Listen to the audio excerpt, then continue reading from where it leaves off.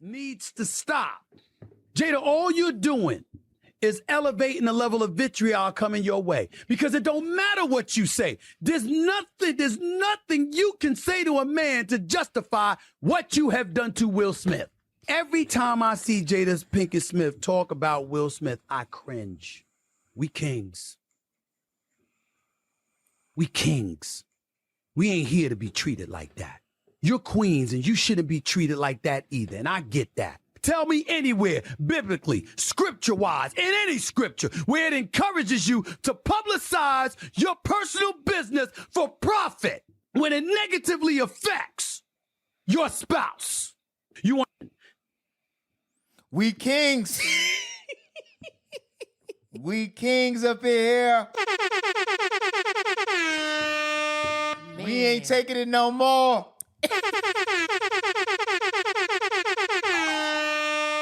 Fresh off the break. Man. We back.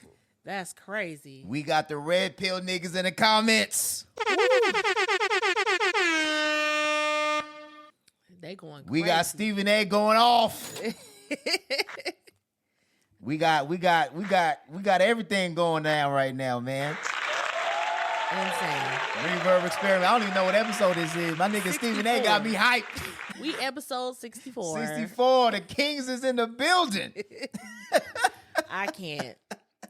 It's crazy. We got a lot for y'all today, though. We got a lot for y'all. You know where we going with it. As the intro, let y'all know. We already got, look, when we got a title for the episode already, that means we in the bag today. Yeah. The episode gonna be called Against My Will. I said we ain't talking about Jada no more. I lied. I'm sorry. You said we wasn't talking about Jada probably 3 episodes about Jada ago. I for sure did. I got my red cup. Man. Oh, man. All right, so let's get the housekeeping out the way. Like, subscribe, comment, help out the algorithm. You can support us by leaving a dime, putting in the donations with whatever it is that we got. Hold on, man. There you go. Donations. Donations. Please leave a donation. I don't think anybody left us no donations yet. Yes. But we're going to need y'all donation. But we do appreciate those that have been supporting by following and subscribing because we almost have 500. And we appreciate that. And we about to get to 500, man. Matter of fact, look, we may even do like a Cash App giveaway or something. Yeah, maybe we give $50 to somebody after we get to 500 or something. I don't know, something like that. Follow us, Facebook, all that, right? You guys already know that. All the links are in the description. But I really, on a serious tip, I really do want to appreciate everybody that has been supporting us thus far. All the Reverb Nation, all the Instagram followers, all the new people that have been on. So we're going to give y'all the props. All right? Man. But now we're going to get to business. Man, let's get into it. What we talking about First today? of all, hold on. Do we want to address what's been going on the social media? I mean, I guess we can. We gonna take a quick second. Just we ain't gotta take long, and then we can get on to the business. But I feel like it should be addressed. Okay. So you want me to start off addressing, or do you want to address it? Go ahead. Because a lot of it was directed towards you. Oh yeah, you already know. So do you want to address it? Or you want me to address it first? You go ahead. All right, let me address it. There is a clip on our Instagram page. 2. There's 2 clips on the Instagram page. My phone has been blowing up for like 3 weeks straight. 3 weeks. It's the Passport Bros clip, and it's the what other clip was it? It's the one about It's the 2 about Jeezy. Both of them about Jeezy. No, it wasn't. What's the other one about? One was about Jeezy and Jeannie Mai divorcing, and the other one was about Tyler Perry saying black women should be okay with black women deserve more. Yeah. Or black women shouldn't settle. Basically, black women should settle. Yeah. Okay, hold on. And before we get there, so if y'all did not realize, today's episode, we're going to be talking about Will Smith and Jada. Mm-hmm. We're going to talk about Jeezy and mental health, and we're going to have a relationship goals at the end.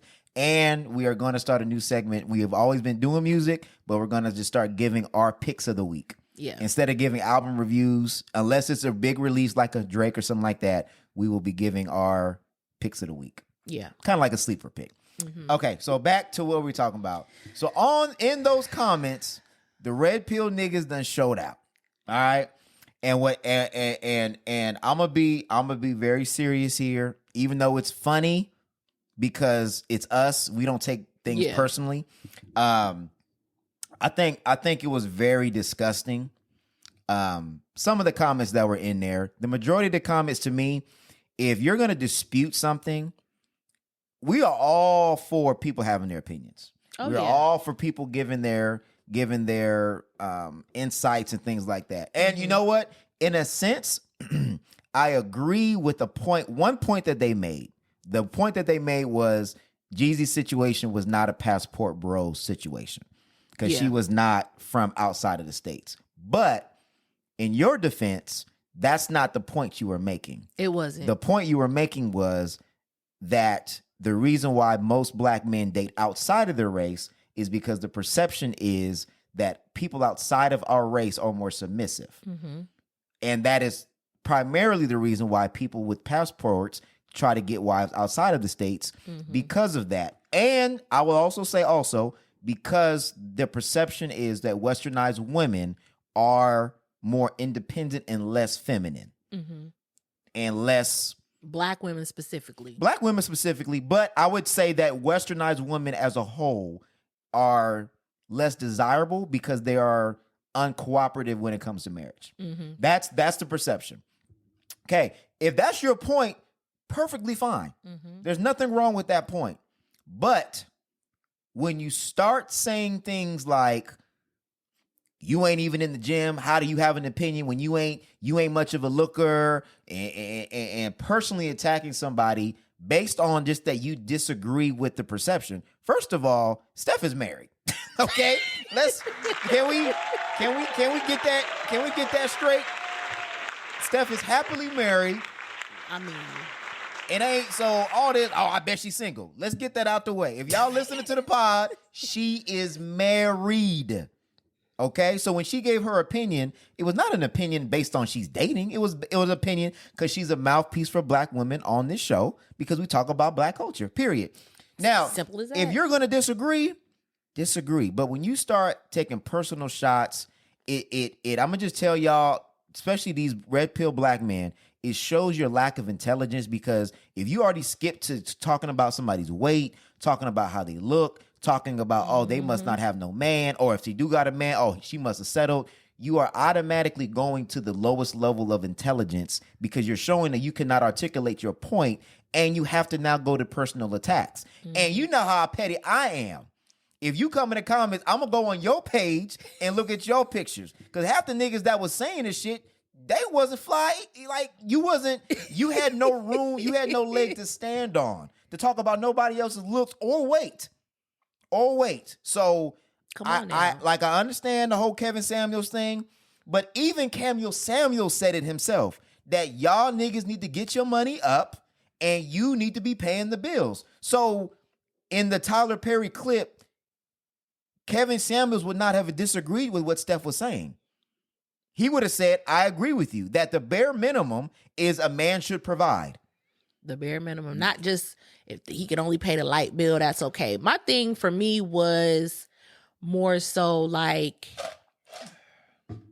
y'all don't watch our podcast. It was obvious. Like, y'all new here, we get that. Like, y'all new here. But my thing was just y'all basically proved my point. Like, all of the comments about black women in general, black women are overweight, black women, I go to the gym all the time and black women ain't in the gym, black women ain't trying to take, I'm like, where do y'all live at? And where y'all been looking? Yeah. Where y'all been looking at? Like, all of black women are overweight, they loud, they not feminine, they this, they that. And I'm just like, everything that I've been saying on this podcast about how a lot of black men feel about black women is true. Like, y'all proved it with 1,000 comments. Yeah. That's insane to me. And my pushback would be, I don't think it's the majority. I just think it's that demographic. Because I'm like, y'all literally are saying, like, in the clip I said, I feel like the reason why they feel black women should settle is because they think lowly of black women in the first place. And y'all came on there and talked about how low you thought about black women. And basically proved that very exact point. Yeah. Like, I totally agree. Crazy. But I also, and this is why I was saying, the way we are portrayed in the media is important. Yeah. It is. So you think that plays a factor in how they feel about you? Absolutely. Absolutely. Again, what diverse roles do black women play? It is always loud, ghetto, big, obnoxious, single. Where is the diversity? Outside of Insecure, outside of Blackish.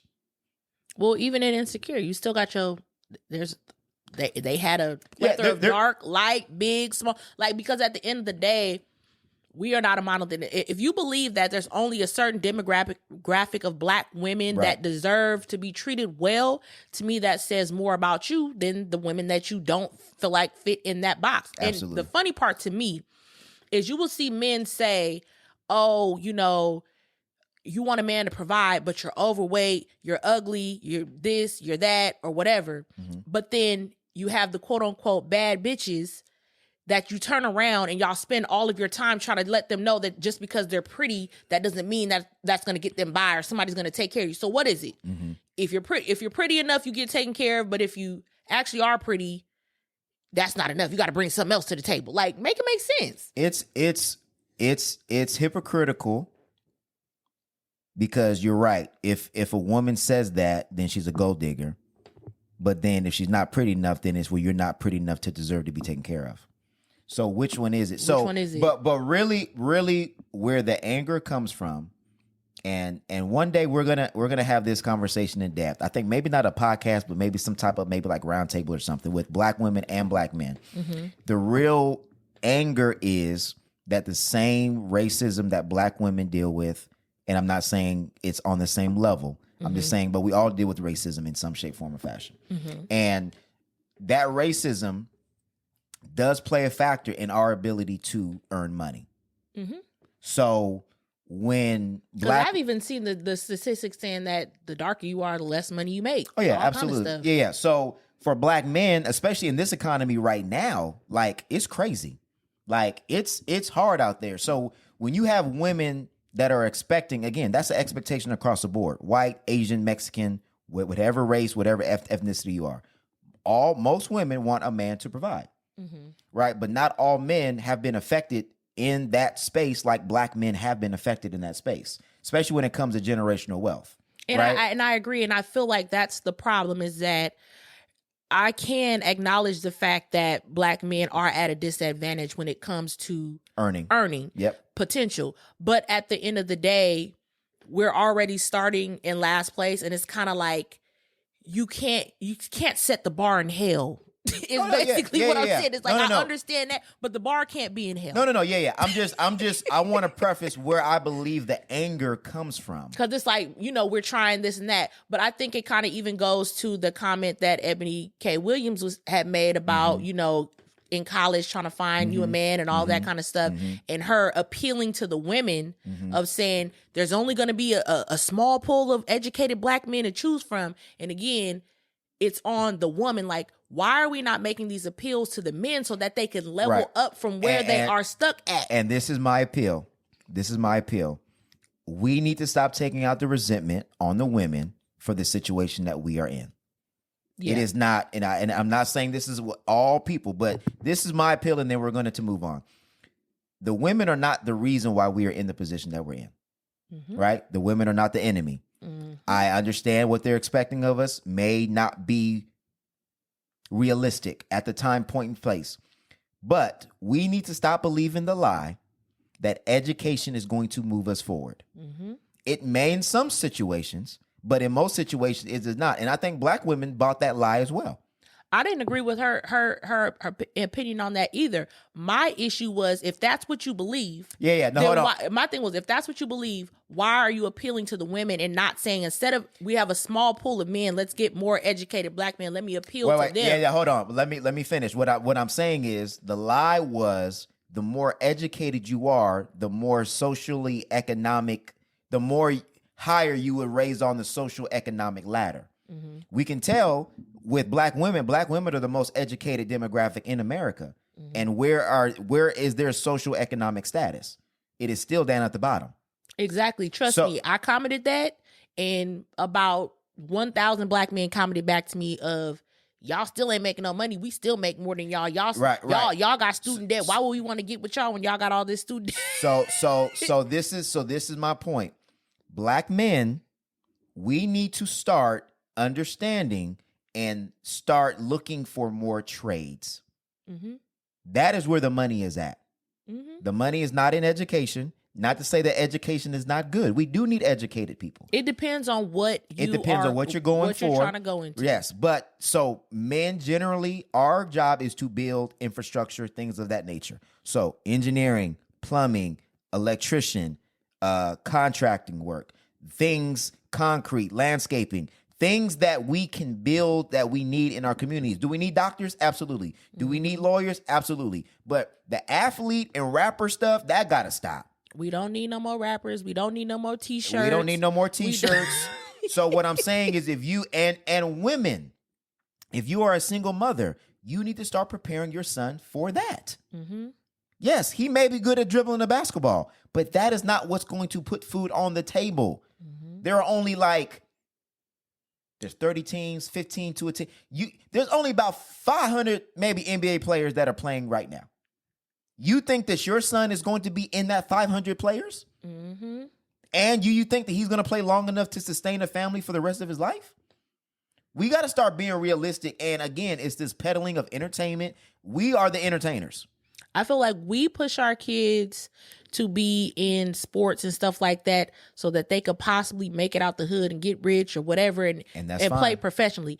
Most other people do sports to be able to actually pay for college and have a scholarship. or get some character or whatever, because y'all spending a bag on AAU, y'all spending a bag on Pop Warner football and all this other stuff, and that's cool. But it needs to be with the framework. I'm teaching you how to play on a team and learn some character, build some character.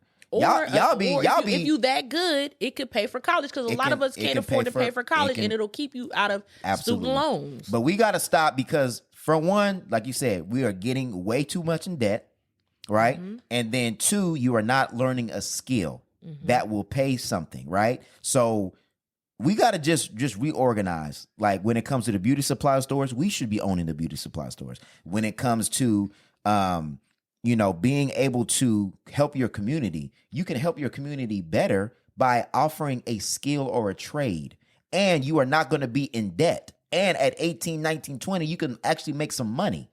And if one generation learns a skill and trade, then that one generation of skill can then be taught to the next generation, then could be taught to the next generation. And if one of you start a business, you already have a business where you can then bring in your son, your nephews, your cousins, people that you have that are in your family. Mm-hmm. So we got to start.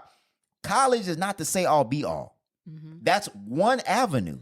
But honestly, but you have to look at the fact that on a general scale, at the end of the day, a bachelor's is almost like a high school diploma now. Like you have to have it to do every job almost.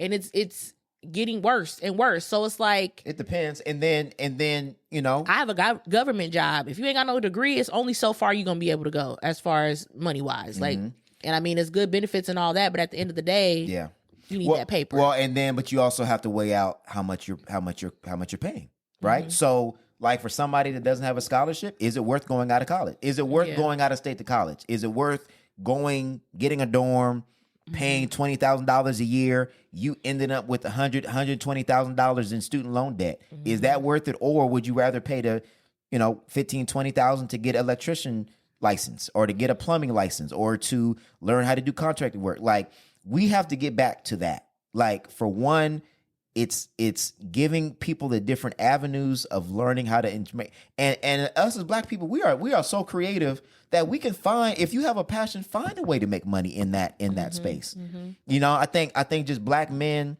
and yes, is the system rigged? Absolutely. There's a lot of Black men that are incarcerated, that come back, that cannot get these jobs. Mm-hmm. And I get that. But again, we can go create our own job. You don't have to, you know what I mean? Like there's just so many different ways. So for us, I would love Black men to stop focusing on what Black women are doing and start focusing on what we can do to help increase our earning potential. And one of those things is learning skills and trades. Absolutely. I'm here for it. Whether you be a barber or whether, again, you be a plumber or something like that. Those jobs are needed. Like, there's a lot of industries that they're looking for people. Like, I just got a boy right now that he just got hired on as a conductor for a train company. And it's 6 figures off top. Plus like a $10,000 signing bonus. But do you ever think, oh, like, to us, that's not sexy? Like a train conductor, that's not sexy. Or working for regional transit, that's not sexy. Or being a bus driver. Like, there was that conversation. I think Ebony K. Williams was a part of that, right? My dad a bus driver. See, but that's what I'm saying. But when you say that, then Ebony K. Williams was like, oh, I'm not dating no bus driver. But again, that's her opinion. But that's how we look at it. Like, well, if the women don't think it's sexy, then I don't want it. You don't have to have the title. Like, bus drivers make good money. Very good money. Are you feeding your family or are you not? And it's like, we okay with looking flashy but being broke instead of being okay with not looking flashy but being wealthy. And we talk about generational wealth all day, but we not willing to make the sacrifices to end up getting there. Somebody got to make the sacrifice. Like, I remember, and I'm not gonna say his name, but I remember in high school and middle school, I went to school with this dude that played basketball. And his dad had like 5 jobs. He was an ice cream, like he had owned the ice cream truck, and he had like 4 or 5 other jobs. And he did that to put his family in a position where they can win. And it's like, as black men, that's what we got to start doing. Like, we got to like take the pride out of it. And it's not black women's job to do that. Like, they doing what they can do. And again, black women got to stop like that lie of education. That's not for like, I don't even think it's black women. We've all been lied to about education. I don't feel like it's education is the it's the system. It's not the system. It's the careers that we go into. A lot of people go because they want to be a teacher, or they want to be a lot of people want to be a social worker because we always want to give back to our community, and I want to have a nonprofit, and like we always go those routes. But I'm seeing a lot more of this next generation. They're going for civil engineering. They're going for a lot of different things versus how we was just going like, oh, I'm gonna get a communications degree. Like, no. Business degree, yeah. You know what I'm business degree. Like, you know what I mean? Like, they're understanding the game more as far as education wise. Right. But a lot of people, we didn't. We was first generation going to college. That's we didn't know what to do when we got there. We didn't know how to, navigate, get grants, pay for college. Like, we didn't know none of that. But what I'm saying is that a lot of times that we're getting these jobs that are not paying enough, and then you have student loan debt out the ass. And that's what I'm saying. Like, you have to weigh out the pros and cons, but we were taught college or nothing. Like, if you don't go to college, like, you're basically a failure. And it's like, there's people that are making pretty good money that did not go to college. So I'm not saying college is bad, but what I'm saying is that we need to be smarter about college. Like California, if you're in California, you are lucky because first 2 years of community college is now free. So take advantage of that. Like, if you ain't got no scholarship, why are you paying $18,000 to go to Sac State just to get your general ed? Yeah. Go to a JC. You know what I'm saying? So we got to just, because like, man, I was looking at like the household medium of net worth. It's like, I think it was like black and please don't quote me on this, but I think like black household was like 19,000, and I think the white household was like 189. Hold on, man. That's crazy. Let me hold on. I believe it. Household. What I say? Net worth. The median net worth. Yeah. I said average. I should have said median. You're right. Yeah. And then we gonna get on the wheel. Here it is. Between 2013 and 2016, though the median net worth for black families dramatically increased by 27% to $18,200, it jumped to 17% to $181,900 for white families. That growth continued between 2016 and 2019, with the median net worth rising 32% to $24,000 for black families and 4% for $189,000 for white families. That's a big gap. That's almost 8 times the amount of net worth. Median, 2. And we having these conversations about provide. That's why that conversation has so much venom to it, is because of this. Mm-hmm. So we gotta and that's why to me, like when they were saying like, oh, well, you know, certain women can get taken care of. I'm like, honestly, most black men cannot afford to take care of anybody. Mm-hmm. And let's just be all the way honest, it's based on the numbers. Like black men don't make that much money, you know, median wise. So, and what is it like? I think our average was like 43,000. And what's the percentage that makes six figures? Like 6% or something like that? It's very low. It's not very so high. That's the thing. So it's like, it's not about looks, because most black men are going to have a partner that contributes in some type of way. Not saying that's a bad thing. No, because in this economy, what we're saying is the bar don't need to be in hell. In hell, yeah. That's it. That's all you saying. And in this economy, it's two income households. Period. For the majority of people. But we are already working from a deficit. We a special case within because that. a lot of these people have generational money from a previous generation. We don't. We got money and for funerals, or house, somebody dies, household goes to probate, and you paying $40,000-$50,000 out of the taxes, and then you selling the house. Like we don't even have the conversation about life insurance. Like we don't have them conversation, and that's why there's a deficit, and that's why on this show we always talk about it: life insurance, generational wealth. Take your pride out of it. Just start saving. 457. Something, all kind of stuff.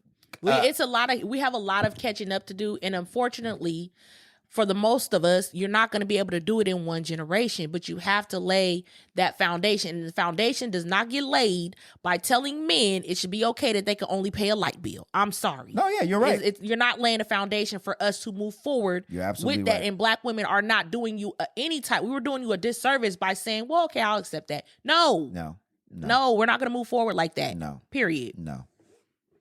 That's not, no. I'm not endorsing that. No. Yeah, y'all can do better than that. And you can't be having these conversations talking, I'm a king and I'm the head of the household and I'm a high value man. But then when people ask you to pay more than the light bill, then you get all aggy about it. I don't get it. I don't understand. And like what Steph said, just the people that were commenting, the majority of them is y'all don't think that they are worth it. And again, a lot of it was like, oh, well, y'all got multiple kids by multiple baby daddies and blah, blah, blah, blah, blah, and this and that. I'm like, okay, are all black women in that situation? No. Y'all waste y'all say the same thing. It's a circular conversation, because then the conversation will then come up, well, who is getting these women pregnant? So are we not going to be accountable for that?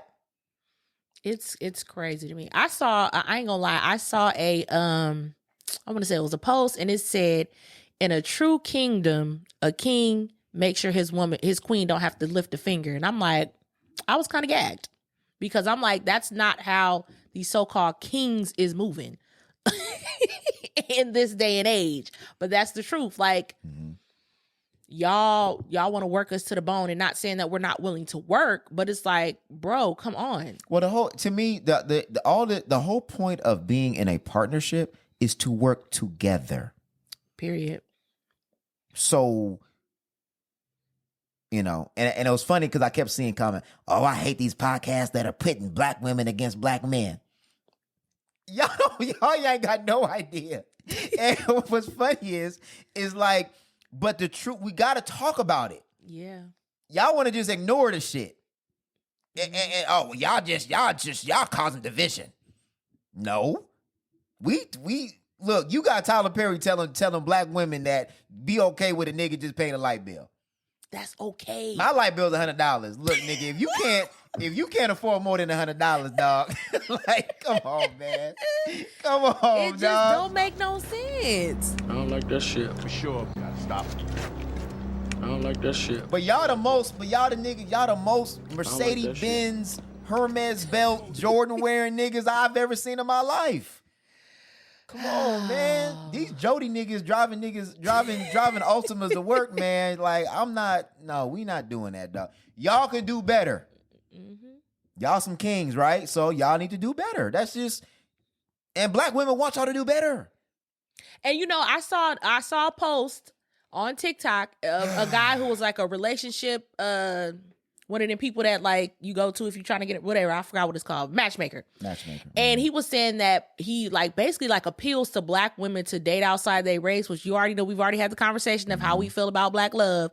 But he was basically saying that black women are the least married because they are so hyper focused on dating and marrying black men. Well, and unfortunately, we are at a deficit when it comes to available black men. Yeah. And he was like, a lot of black men are not checking for you.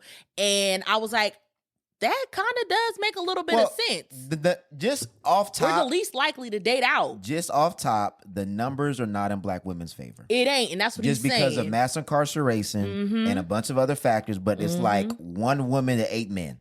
And we're very hyper, like we're the least likely to date out. I'm sorry. So, I'm sorry. I said 1 woman to 8 men. 1 man to 8 women. Yeah. I know Meaning, what you mean. yeah, black men have more of an opportunity to marry a black woman than black women have an opportunity to marry black men. But again, but the same way I be telling black men, because they be like, I can't find nobody in my area. Bro, if you are single and you have nothing tying yourself down, branch out. Yeah. And like, and the thing I didn't like in that comment section was they were saying black women. And I know people maybe outside of the US don't consider themselves black, but the same way, what I find funny, and we gonna move on. But what I find funny about Passport Bros is, why does the passport never go to black countries? Ooh, I don't know. You gotta ask them about that. I don't know. Because if it's, let's just go down the logic. If the logic is I don't date American women because they're westernized, then what's wrong with you going to Ghana, to Kenya, to Nigeria, to maybe even the Dominican? Like, why is the African countries not on the list of, why are they not on the Passport Bro list? Why is Ethiopia not on the Passport Bro list? That's supposedly one of the places where the most beautiful women are in the world. So why are they never on the list? I'm quiet. I'm asking a question. I can't answer it for you, but we know. Stop. I don't like that shit. For sure. That's gonna be a clip right there. I don't like that shit. Because I want to answer. All right. Woo! Moving on. Let's get on the Sir getting jiggy with it. All right. You go ahead and preface us. Look, there's a long history. I don't even know where to even start on this. You know what? We're gonna let Jada say it. We're gonna let Jada say it. Yeah, I think I got go it. straight into Do the I clip. do I got a clip with Jada giving us a breakdown on this? I think I do. Hold on. If you find another great love, or if Will finds another great love. There's no finding another great love, and I think that's the point. No, I can't go. I can't start there. Okay.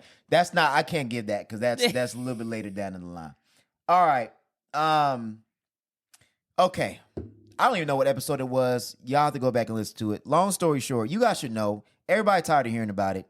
Jada and Will have had a perception of having a perfect marriage, right? Even J. Cole had the line, I want to love like Will and Jada, blah, blah, blah, blah, blah.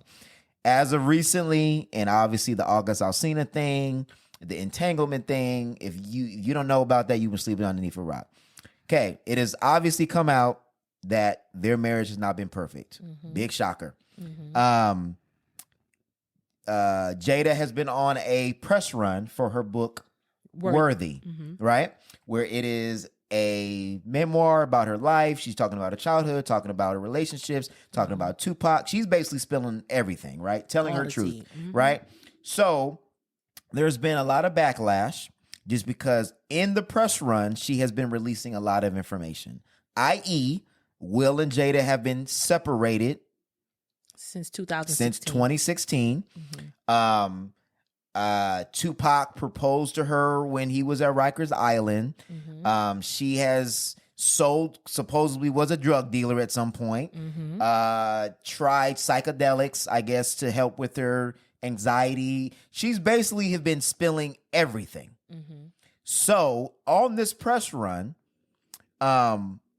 just like you heard Stephen at the very beginning of this, it has been perceived that she has been profiting off of embarrassing Will and basically making money at Will's expense. Is that a good summary of what, or am I missing anything? No, that's pretty much it. Okay. Do we feel like she is trying to profit off embarrassing Will? Do you actually feel like that? Or do you feel like she's just being transparent and putting out a memoir like everybody else? I think it's both. I think she is she's obviously profiting off of it. Yeah, she gonna make money from the book. I don't like this narrative of you cannot profit off of your truth. So you saying you should be able to? I feel like you should be able to. Okay.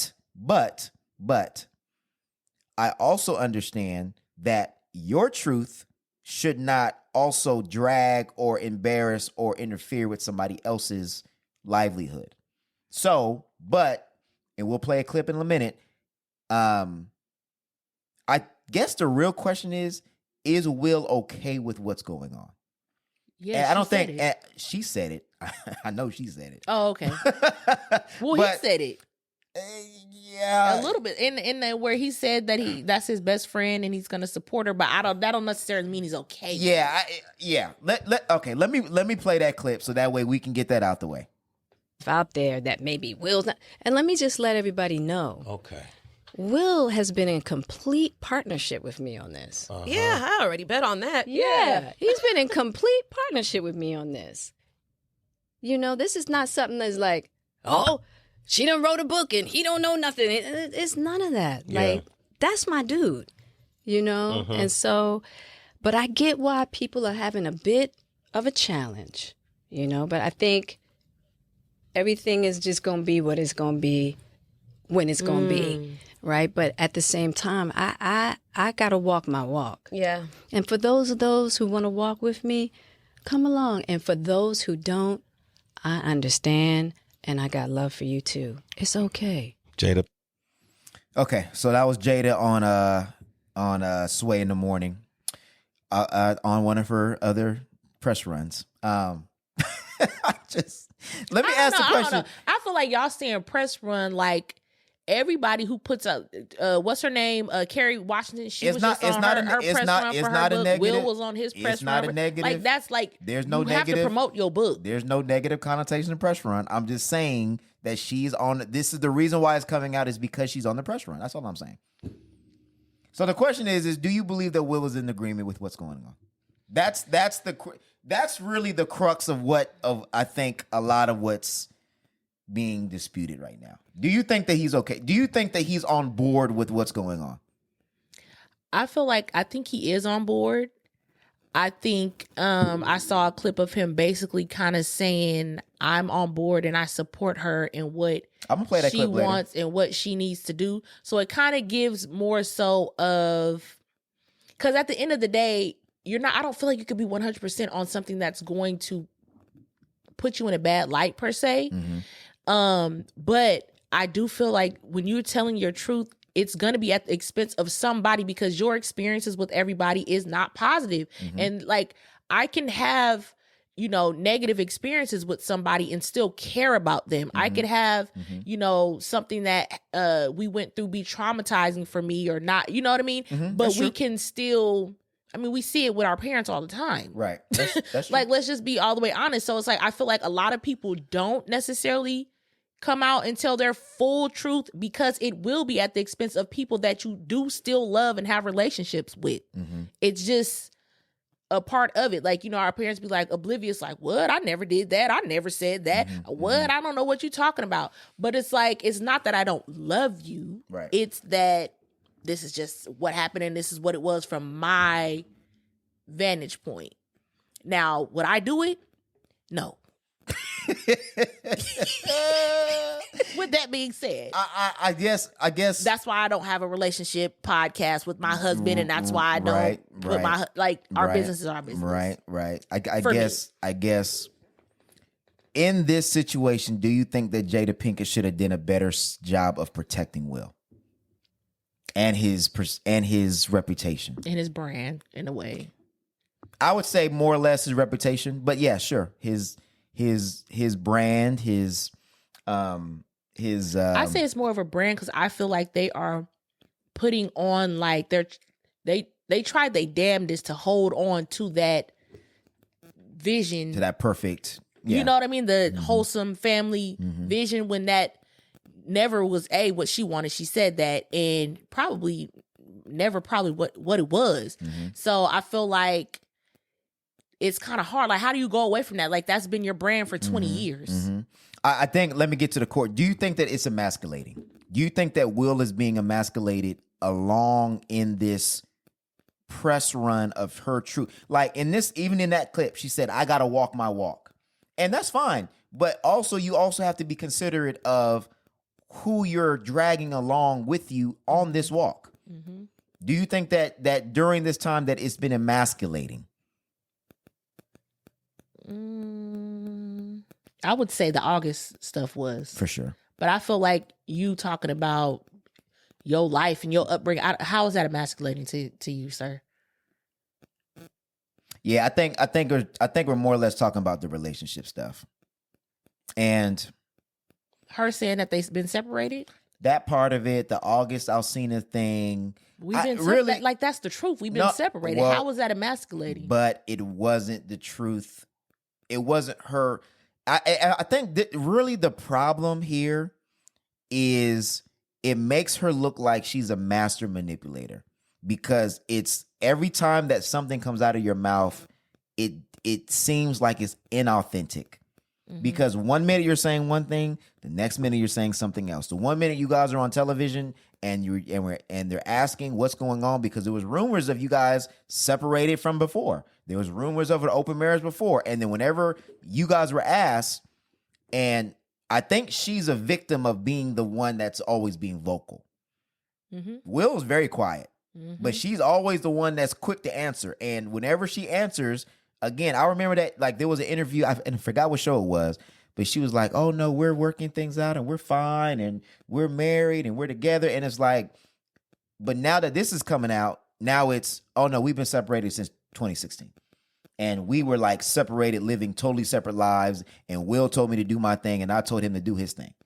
So it was like, but that's not what you guys presented. But I understand, because she said we did not know how to present it. And that's why I said they've been trying to hold on to the brand and the image.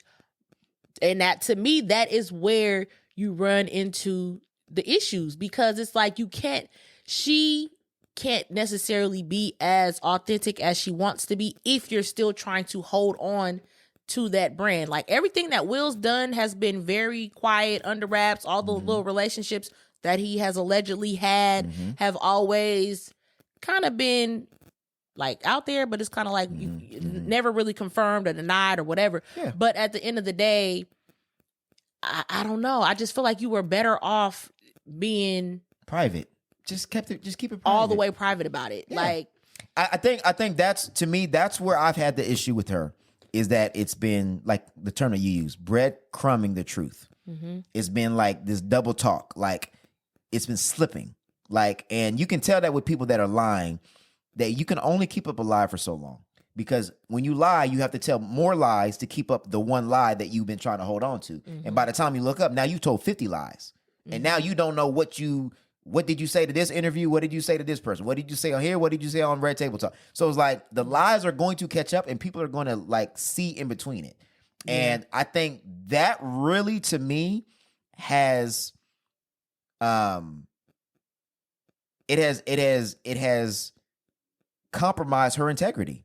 Yeah, I think Red Table Talk to me was the start of it all, because her wanting to have that platform and her wanting to be more open, like, you know what I'm saying? Like, kind of like, because I know for me, like, when you're going through a healing process, it's just innate. You want to share it. Yeah. Like, you get what I'm saying? Like, I honestly, I'm like, I'm back in therapy and I'm like, oh, I want to share this. Like, it's like innate. Yeah. And so I feel like that is where the shift began. Like, yeah, they might have already been separated doing their own things. Right. But when she started going down that route, it's kind of like, you can't go down that route if we're going to keep this image together. You get what I'm saying? So it's like, kind of like you're on the fence. Like, I'm starting to go this way, and it's not going to align with what we've agreed to as far as keeping up the image.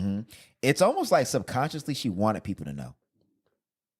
It was almost like a self-sabotage. Like, I want to keep it private, but I'm secretly telling people. But did she want to keep it private, or was it in the best interest to keep it private? I think that's the problem with her. That's why she's saying I gotta walk my walk, because you're, in essence, I feel like it's kind of like a ode to, I've been walking the walk of the family, or walking the walk of what's good for the brand and what's good for, you know what I mean? I would believe that, but she's still lying though. If she wasn't still lying, maybe, but she's still lying. Again, like we talked about it off air, like she went on the what was it show? What was it? It wasn't Good Morning. Today show. Today show. She went on the Today show. She went on there, told her truth, didn't like it, went back on there again to fix and clear up what she said. Mm-hmm. I just think be authentic. Okay, I've been saying that from the beginning. Just be authentic. Let me say this, because I think this is a bigger conversation, and we always try to make it a bigger conversation. When you're going through your healing process, it obviously is not good to do it in public. Mm-hmm. Like, you need to do that in private, do it in community, do it with people that are safe, right? We are seeing her going through her healing process in real time. Mm-hmm. But there is a demographic of people that are arrogant in their healing, where they feel like they have it all together, even while they are healing, even while they are seeing the damage in real time. And the I think you can't heal at somebody else's expense. I think that's also a thing too. Like, if this is your journey and you're going through your journey, that's fine, and that's perfectly fine. We want you to be as healed as possible. But in your healing, you have to be, like you said, authentic, transparent, and honest. Mm-hmm.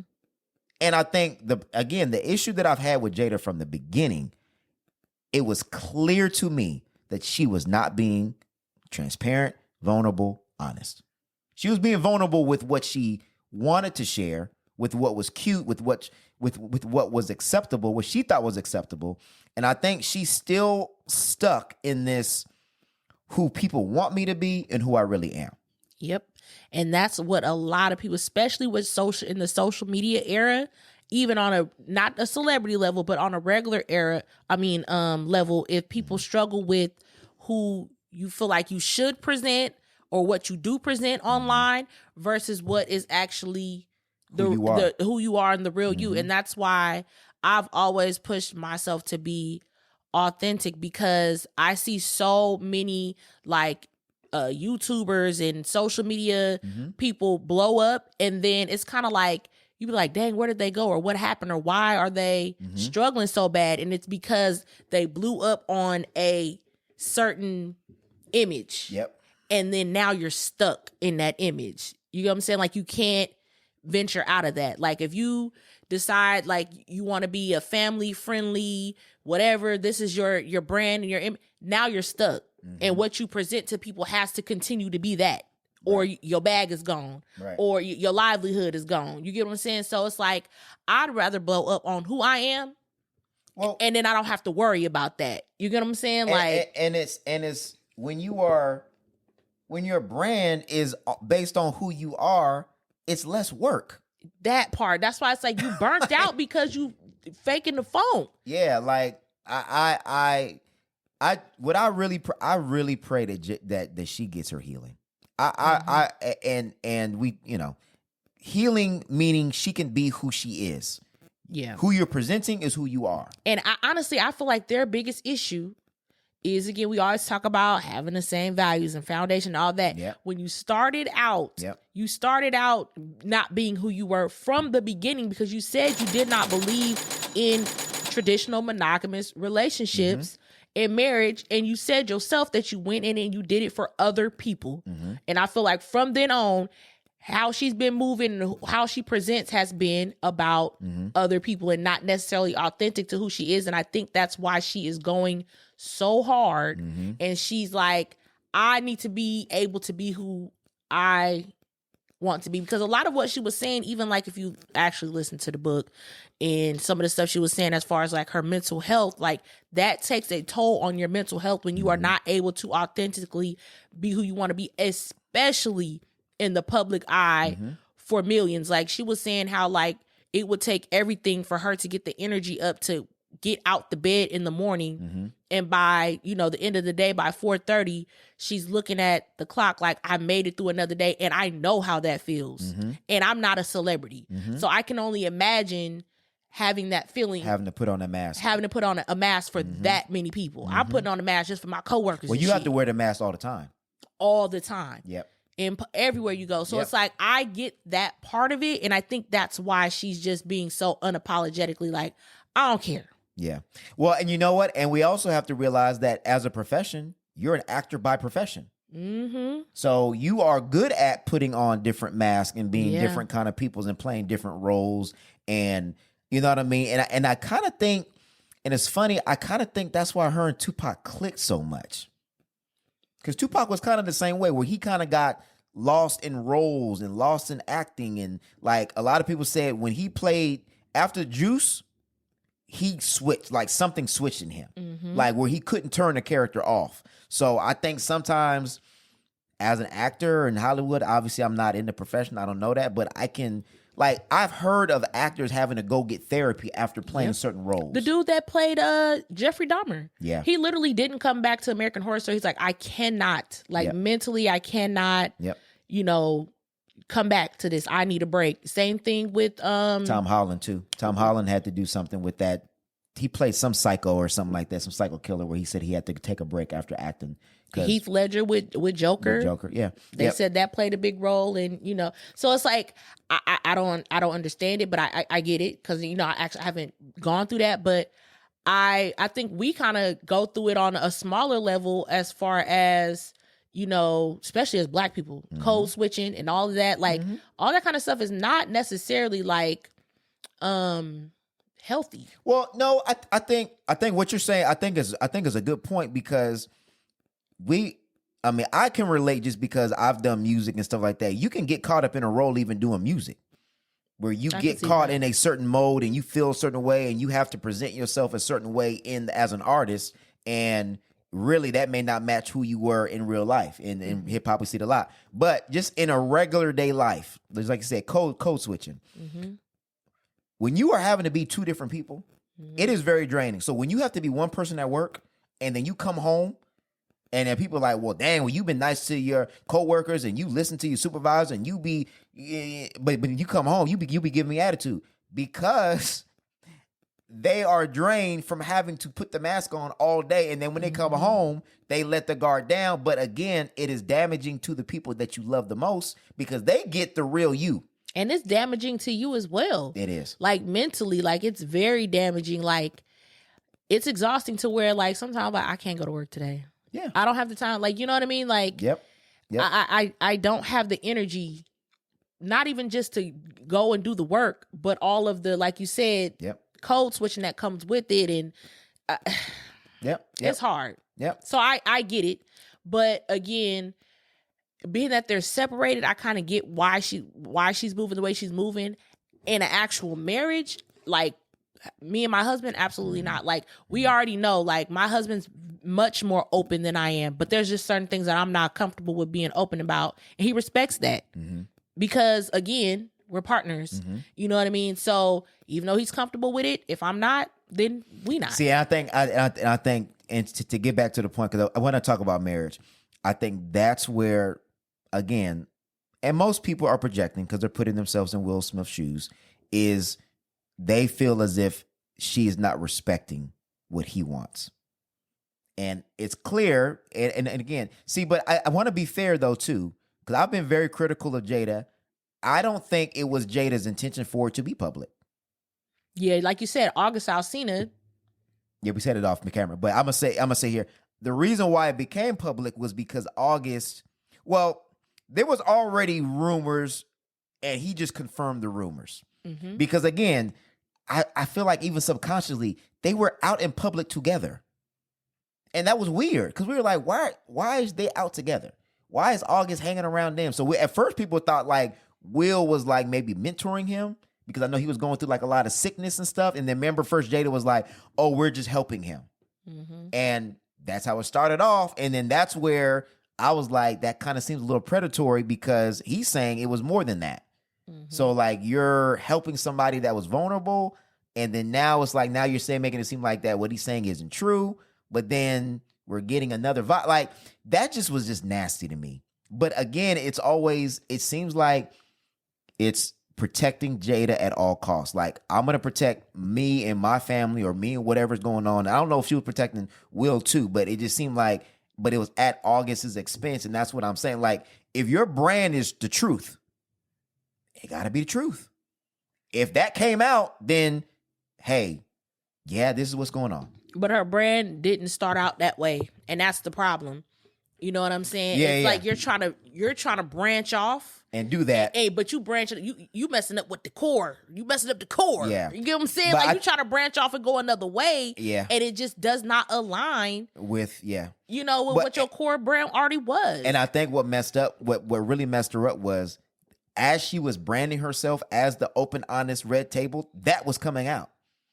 Because at first, remember, it was a Jordan Woods thing, like where she was helping Jordan Woods, and we were all all right, cool. They like, we need some media helping black people because Kim Kardashian and they were trying to tear her down. And then it was like, okay, now it ventured off into these open dialogues about relationships and things of that nature. So it just came across as hypocritical. I don't want to talk too much about. I think we've talked Jada to death, right? And I think everybody has now seen who she is. But I also want to say that she's human. And as critical as I've been, it doesn't mean, like, we have to understand that humans are very complex. Just because I don't like how she's gone about things does not mean her platform has not done good, that there's not positivity that can come out of this. Absolutely. I think people can learn a really valuable lesson on being authentic from her and just not following her footsteps. Like people like I've heard people say, I don't want to talk to somebody that is doing, like, okay, let me use an example. Like somebody would tell me, like, I'm not going to talk to a crackhead because what does a crackhead have to tell me? I'm like, well, they may tell you something and give you a lesson on what not to do. Why would you not take that information? Like, if I want to learn something, I want to learn it from somebody that's been there. Okay. You also want to talk to somebody that's maybe hit rock bottom. Because if you go read the reviews, the book has really good reviews. Yeah, And yeah. a lot of the main thing that a lot of people are saying in the reviews is if you can get past the social media narratives, this is a really good book. Like they're actually taking stuff from it. So it's like, all right, my mom got the book, so I'm gonna listen to it. I'm gonna borrow her iPad because I already used my Audible credit. But again, people are already saying that it's good. People said the same thing about Will's book. Like, I don't know. It's being raw. I think we have to just stop with, like, it's kind of lightweight cancel culture, but it's kind of like you disregarding what somebody has to say just because of what they've done. And my thing of it is just take the information. Or how they got there. I think, to me, it's weird. I've said it before. It's weird in the black community how when black men change their life around or when they take a different path or whatever, we be all for it. We all behind. They could have killed 42 people in the hood. And then now they got it together and they coaching football and they this and they that, or they, you know what I'm saying? Like now they're a public speaker and this, and we all behind it. But I feel like with black women, like if you ventured outside the box, baby, you never getting back in the box. It's just, it's kind of weird to me. Like you have nothing to offer now. Like you're damaged goods. You don't have nothing. There's nothing we can get from you. You're off limits type. You know what I mean? Just in all areas. And I'm like, that's just kind of weird to me. But well, I think there's some. I think I hear what you're saying, but I'm just thinking like there are come up stories. Like there are. Look how they treat Black China. Look how they treat the Brittany Renner girl, or whatever. Like you never could come back from nothing. I understand. I've been seeing Black China getting praised though for what she was doing. Oh no, they dragging her because now she's trying to get more time with her son, and it's like, no, you should have been there from the beginning. Da, da, da, da. Like, we get it. She wasn't there. Obviously, she wasn't in the place to be there. Yeah, you know what I'm saying? And honestly, to me, I applaud that. I am all for people growing and leveling up, and I think that's why we cannot like. obviously, yeah, you may have a perception of somebody, but at the end of the day, everybody's still human. And so that's why I will never be a proponent for cancel culture. And as much as I despise how Jada has gone about this, I will always leave room for her to grow and to evolve and to be better because she's human. And again, we're seeing this in real time. Most people, when you see people healing and going through stuff like this, you see them at the end of it, and then they're able to talk about it after they've gone through it. So I think I say that all the time. Like, why people don't never show the journey? They always show the end result, and then like you even see it like when people be on social media, like they'll be presenting like everything is fine. Then when they finally get where they want to be, they be like, y'all don't even know. I was sleeping on the couch. I was sleeping in my car. I was well, why you wasn't talking about that? Well, because they didn't know they was gonna get through it. Exactly. So it's like you want let me get through it, and then I could go back and tell my story. Like Yep. nobody tells it why they going through. And if you do tell it why you're going through, people be judging you. People like, look at this, she lost her kids. She only got her kid one day a week. Like, if you really be open with it, people are not going to all this. Oh, we want authenticity. No, people want to be in your business. Well, social media, for the most part, the way social media is set up, it is to be nosy, and we are only all going you're to gonna present. do is be sitting back judging. We are only going to present what makes us look good. That's it. Because when you don't, our social media is designed to be a highlight reel.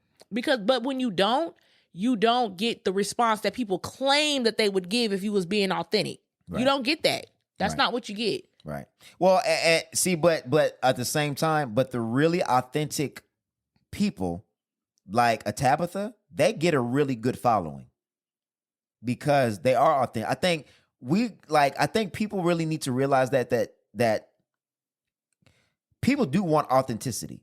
People do want transparency. People do want somebody that's going to be genuinely themselves. Like Tabitha, I feel like when I see her on TV, that's who she is.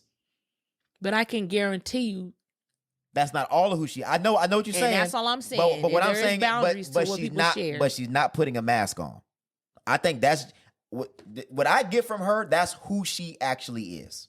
That's just what I get, and maybe I'm wrong, but I just feel like being who you are. And then also sharing everything that you go through. So it's different. Two different things. Yeah, that's true. That's two true. different things. I will agree with that. And I think if Jada did that, nobody would have had a problem with it.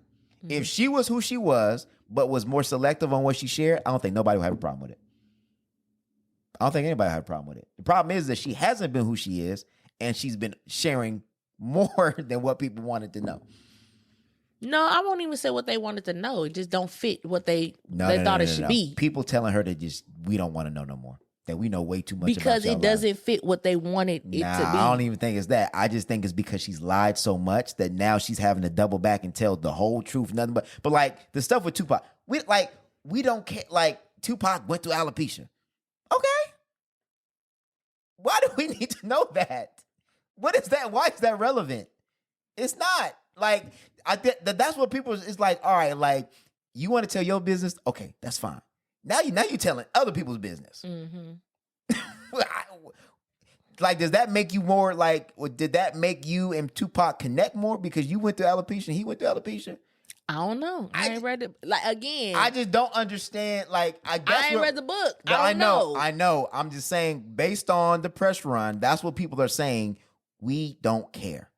We don't want to know. And most of it is we knew before you told us. Because this has been going on for like 10 years.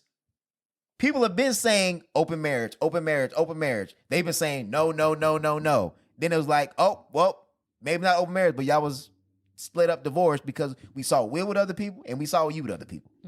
So y'all was telling us no, no, no to our face when we clearly knew something was going on. So it's almost like the little boy who cried wolf. At that point, it's like, look, you done cried wolf so many times, we just don't care no more.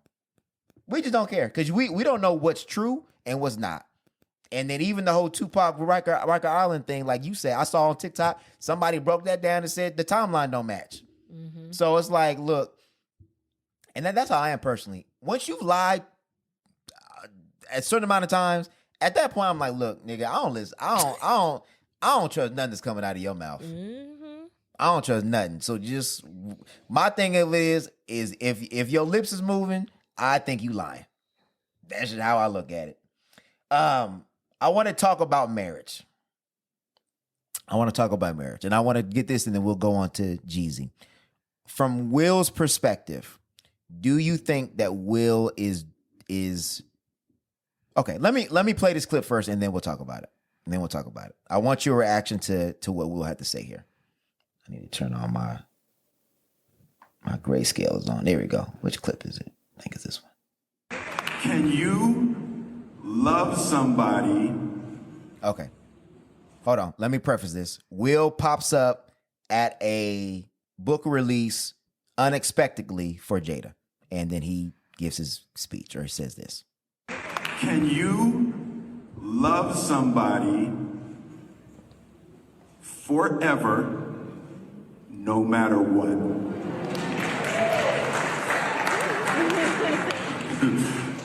Oh, boy was like, I saw you, man. I saw your face. Can you show up and love somebody for the rest of your life, even when you don't agree with them? And there ain't nobody on earth except you, mommy. My mommy. I almost messed up. You, mom. Nobody showed up for me more than you, mom.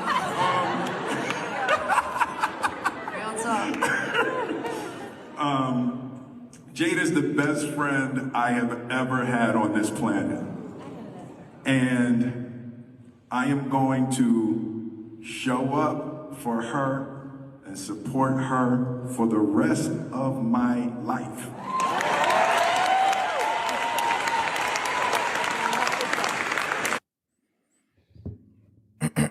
That's what I said. I don't feel like he is 100% on board, but he on board. He support her. Okay, so what? Okay, I think we passed that. Let's talk about marriage. What are your thoughts on his comments of his unwavering support of Jada in this society? I don't think that people feel that way anymore. Is that what marriage is supposed to be? Yes, but we are in an era of, if it's no longer serving me, I'm gone. And I feel people on that. I do. But again, I feel like it's up to the individual person, because at the end of the day, at some point in your marriage, I'm just being all the way real. I only been married, we going on 7 years. It's not gonna serve you at some point. I'm sorry. Now, how long that is, what that actually looks like, and the reasons behind it is gonna be completely different for everybody. But at some point, your marriage is not gonna serve you. It's just a fact. And what do you just leave? No. Now, in certain circumstances, does it come to that? Yes. I'm not one of those people that's like 100% against divorce. Right. I just feel like people go down that route far too easily. Yeah. Okay. I agree with you for about 99% of that. Obviously, you know where my values lie, and my values are, personal to me, but I do agree that the divorce option is too loose in this generation. I feel like, just like you said, if it is not serving me, then I'm gone. And it's almost as if we do not understand the vows that we say when we're saying them. And it's almost as if we do not understand what death do you part, life or death, health and sickness, what those really mean. And I feel like, and I said it before and I'll say it again, I think that there needs to be a more concentrated effort on pre-engagement counseling. There needs to be a more concentrated effort on the education of what marriage is.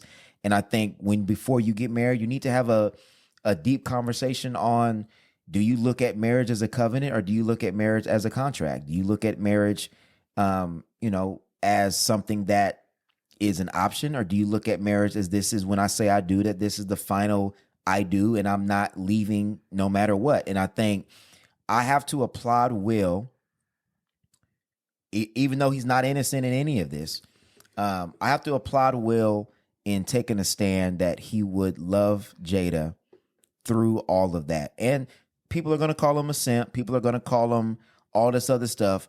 But let's just you can't simp for your wife, man. Can't simp for your wife. Your wife is your wife.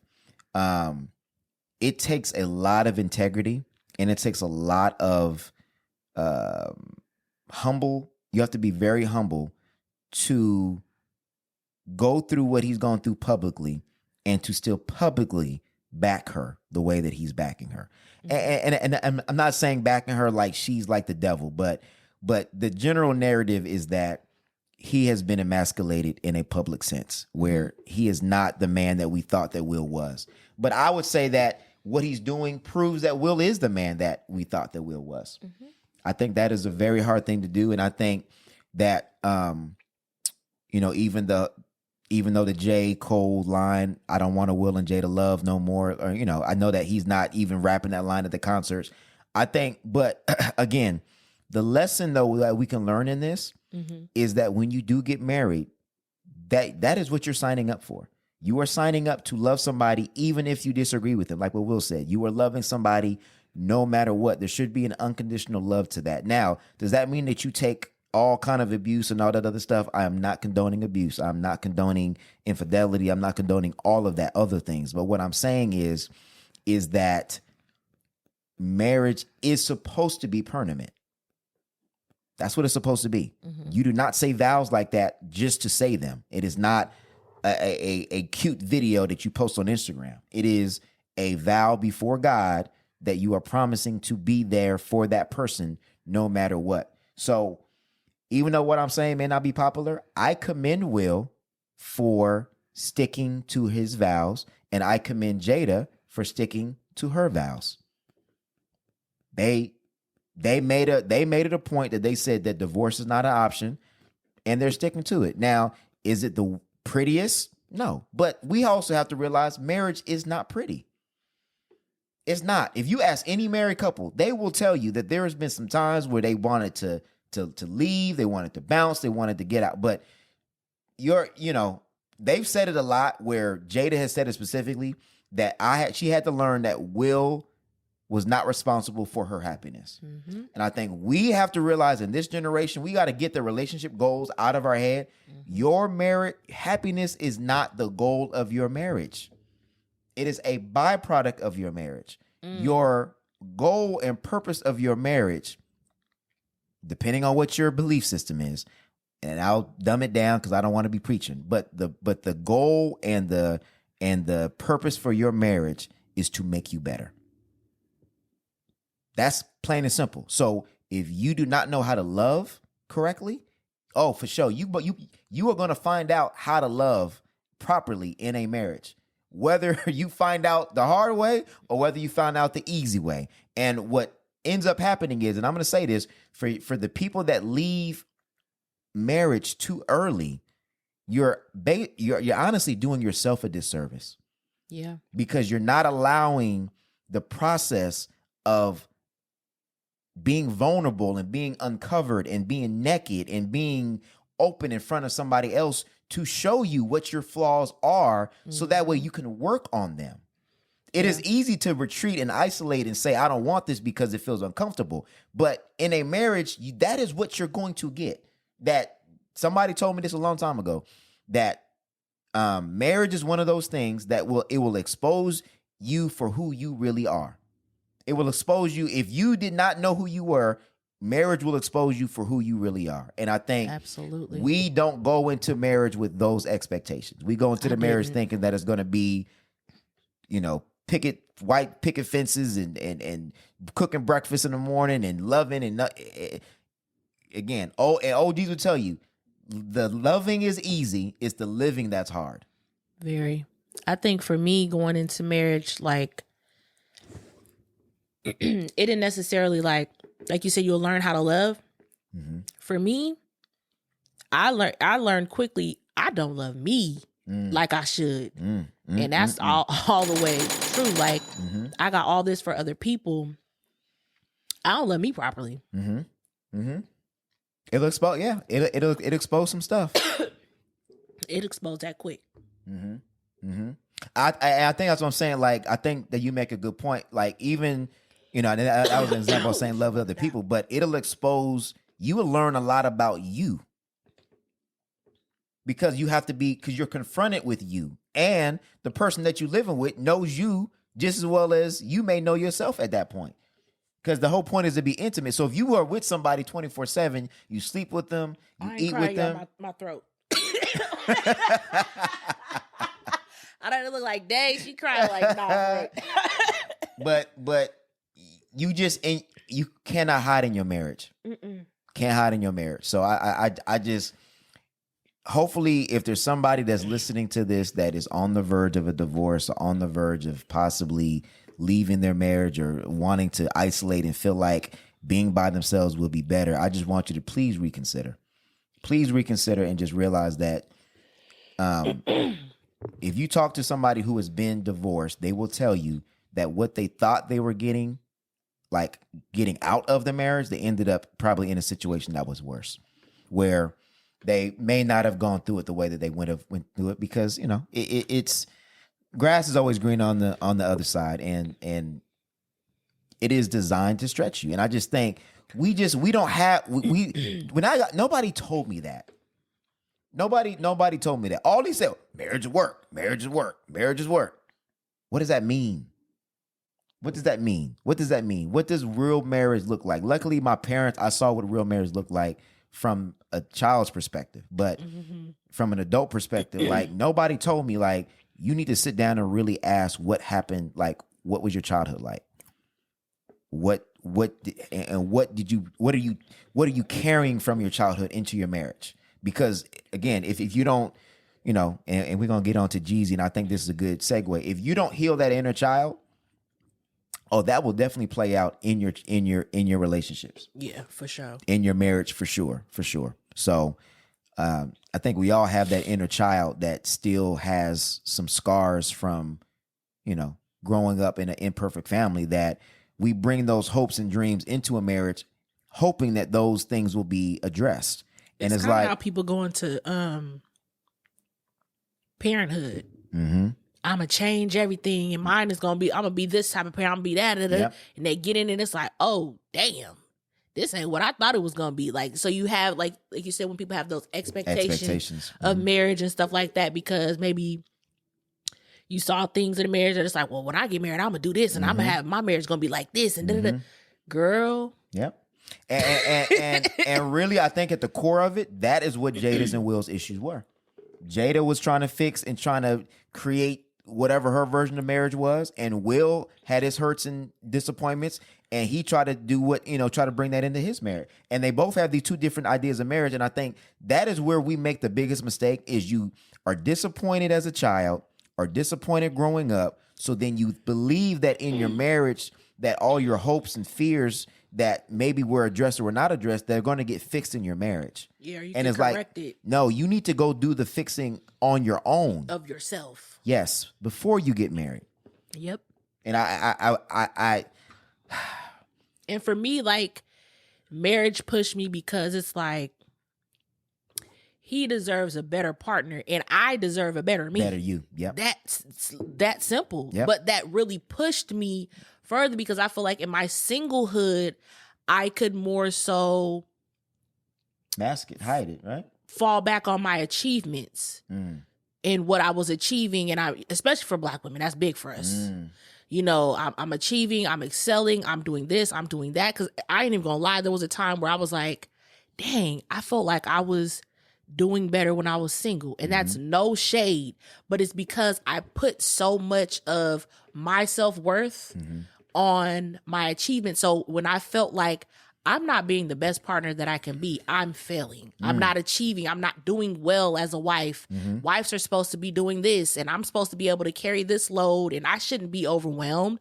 So you feel like you're failing, and I'm like, when I was single, I didn't feel that type of failure because it was just me. You didn't. There wasn't anybody depending on you. Right. You know what I'm saying? It wasn't a bigger vision that I'm a piece of, and all of my flaws and who I am, and all of this can be taken away from our actual purpose and our vision, as a couple. So it was like, it pushed me in that way of like, yeah, girl, so what you gonna do now? Like, that's a big thing for Black, especially the expectations of a wife. It's a very heavy load of Taking being a care of the wife, house, a mother, cooking, all that that is a lot. You Yep. see what I'm saying? So it's like when Yep. you feel like you are not meeting all of these outside and the cold part about it was all of these expectations and things that I was being overwhelmed by, he didn't care. Yeah.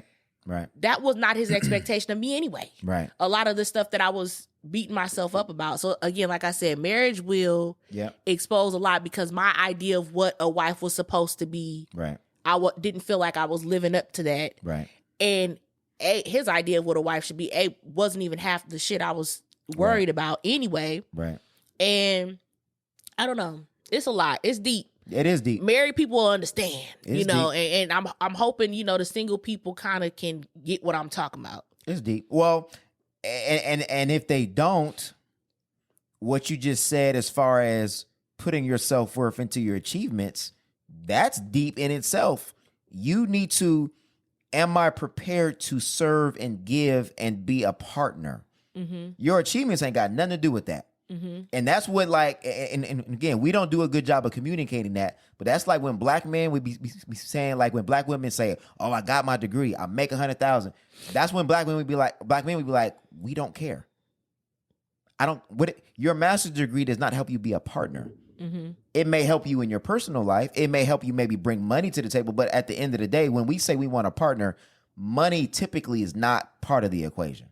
And in most instances, it honestly makes it harder because if you feel like you making more or making equal, then it's like, then you feel like you have as just much say so, you have much power. It makes the dynamic even more difficult. So it's not that we don't want you to have your own. We just want, and both sides, if your plan is to get married, and I know people saying, what do you bring to the table? But I'm just saying this just for the sake of the conversation. What gifts and talents are you bringing to the table to help us build a family? That's what it should be the focus on, from men's side and from women's side. So, and when you bring those unrealistic expectations in, you have to, it's almost like you're bringing in a basket. You have to look in your basket and say, okay, where did this come from? Is it healthy? Is it unhealthy? If it's unhealthy, I need to take it out of my basket. If it's healthy, keep it, and then let's talk about it.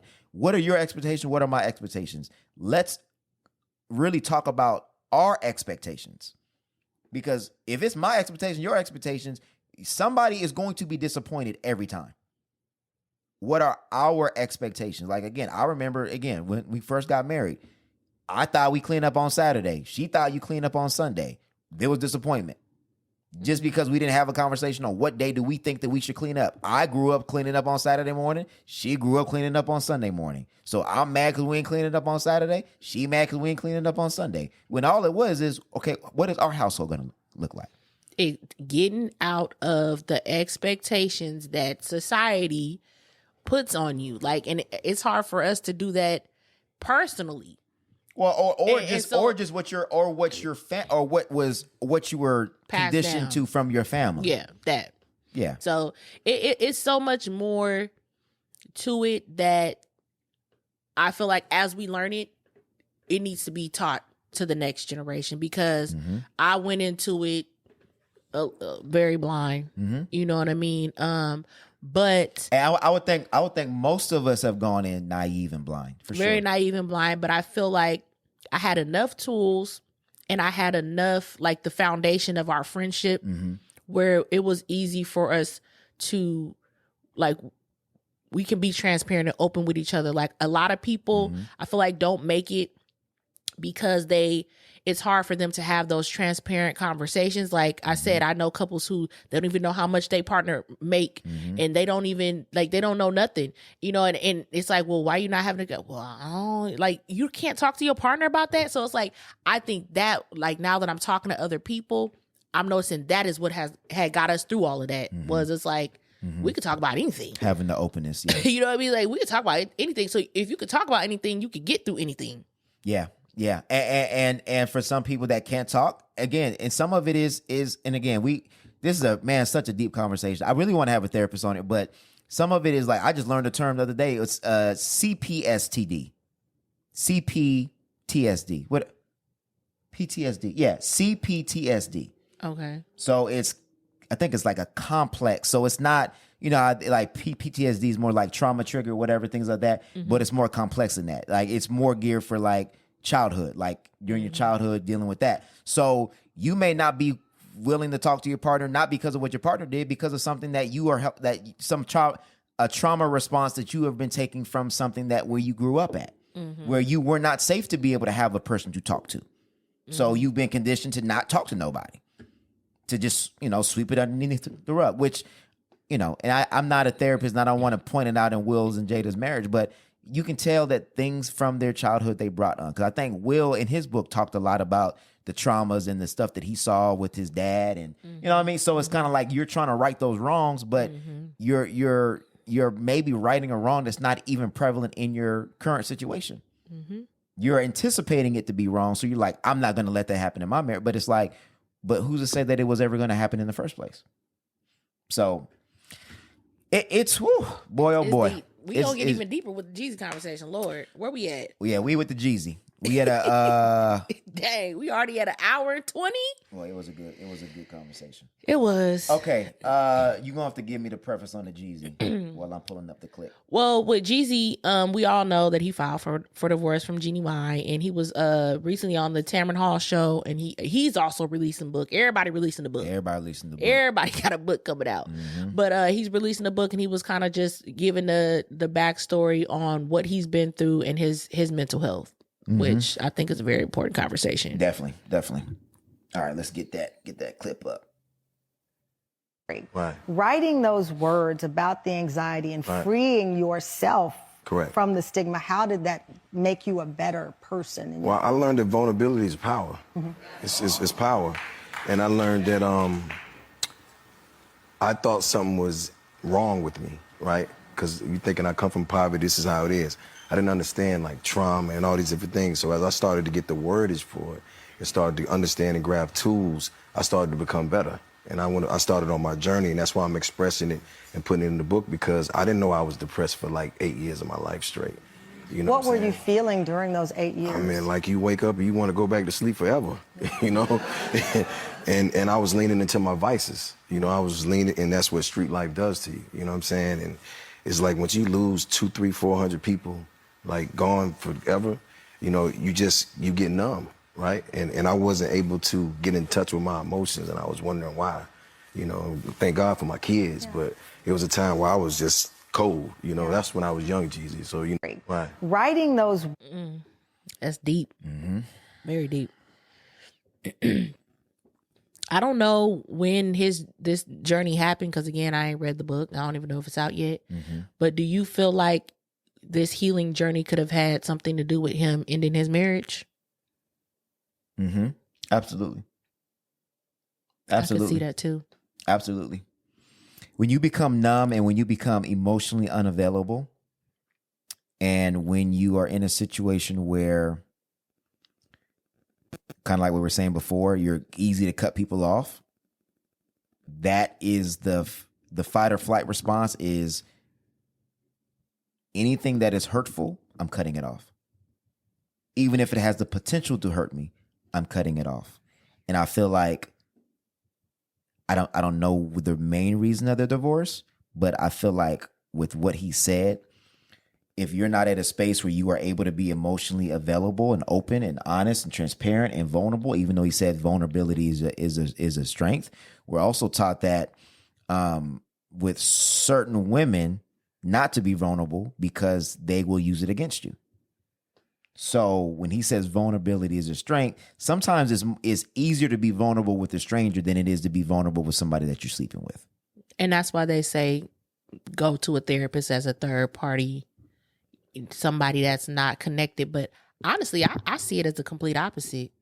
I see it as when you get to a place and you're getting to your healing and you start to kind of understand your trauma, you kind of understand trauma responses, you start to understand your triggers. Like you said, when you start get the wordage and you start to realize I may have connected to this person for the wrong reasons. For sure.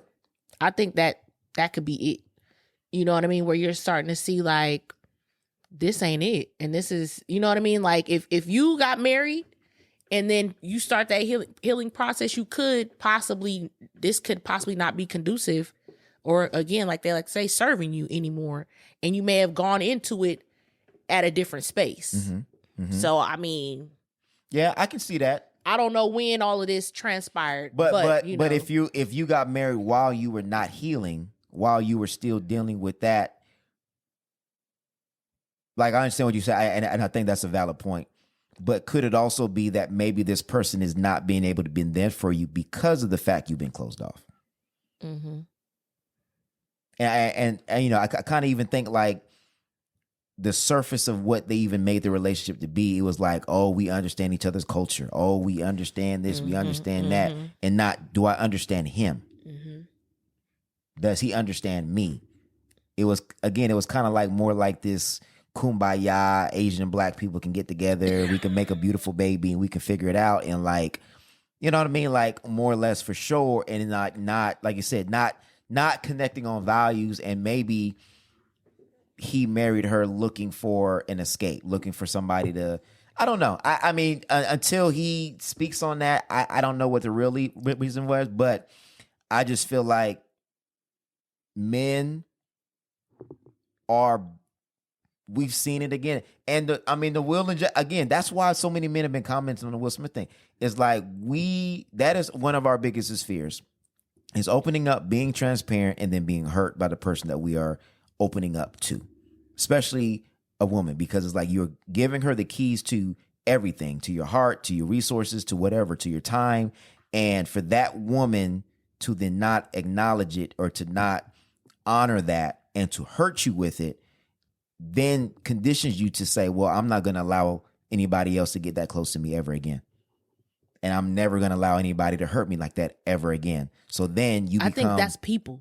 That's not just men. No, I know. I'm just, and I can only, you know, I would agree with that. But I think men always, I'm not him. I'm not your last dude. I'm not this. I'm not that.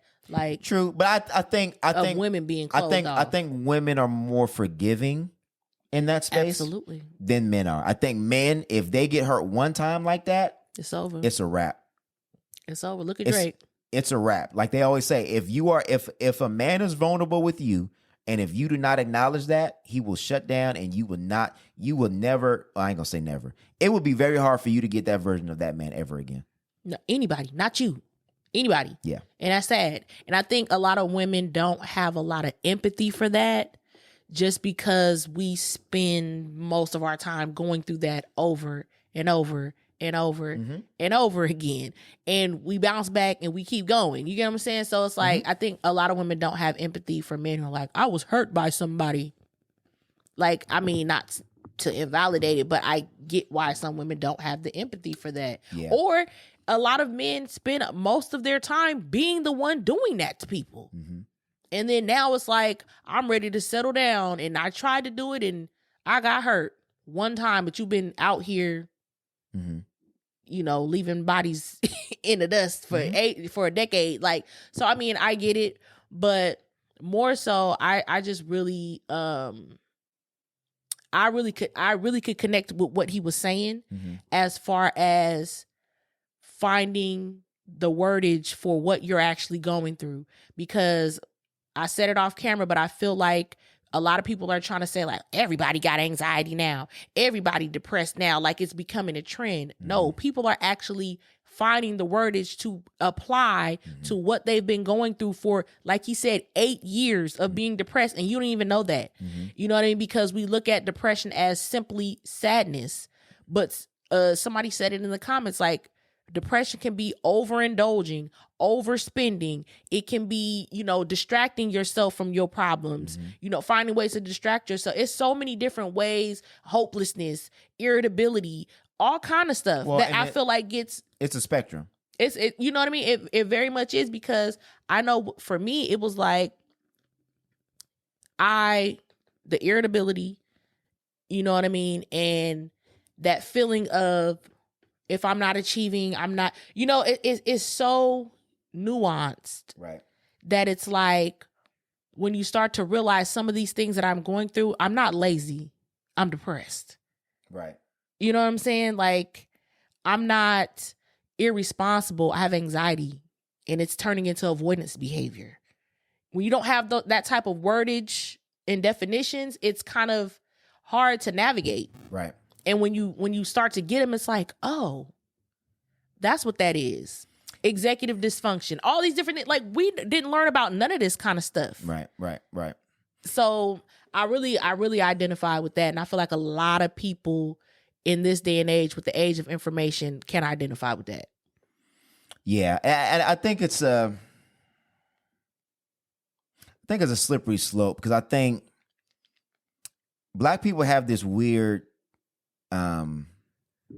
correlation that if we speak it, that we're like claiming it, right? Like, oh, don't say you're sick, but I'm sick. Dog, well, I got a headache. Well, don't be saying that. Like, but at the same time, I think sometimes we also can get overboard where you can suffer, you can be anxious and not suffer from anxiety. You can be depressed, but not suffer from depression. Like, there's some things that are just normal emotions. You can be stressed and not have like a anxiety, you can have situational depression. Not have a disorder. You know what I mean? Like, there's situational depression where it's like, my mama died, or you know what I'm saying? Like, there's different, I lost my job. So that would be situational depression. Anxiety, stress, depression. Yeah, all that. So I was saying, like, sometimes we like feel like that, and we like, and then we start, and I'm trying to be as respectful as possible. Sometimes we kind of do the horoscope thing where, like, we look at the horoscope and then we like, oh, well, such and such wouldn't happen today. And then you start looking through your day like, oh, well, that did happen. And it's like, okay, now you're filling in the blanks and trying to, like, because our brains want to explain certain things, and sometimes we fill in gaps where maybe there's no gaps to be filled. So I think there's a happy medium, but I will say this. I will say we have to realize that our society is set up for us to be depressed and deal with anxiety and all this. Like, when you look at the news, it's always depressing. When the economy, the foods we're eating, the work-life balances that we all have, we are not in a space to live healthy lives. So it is by no coincidence that anxiety, depression, and all of these things that we are not getting properly diagnosed with are on the rise. We don't have a healthy, I mean, we're just now kind of starting to have these conversations, but our generation, like, we are probably, and this may sound crazy, and it may not be accurate, but I feel like it is. I think we're living probably in the probably the most unhealthiest age ever.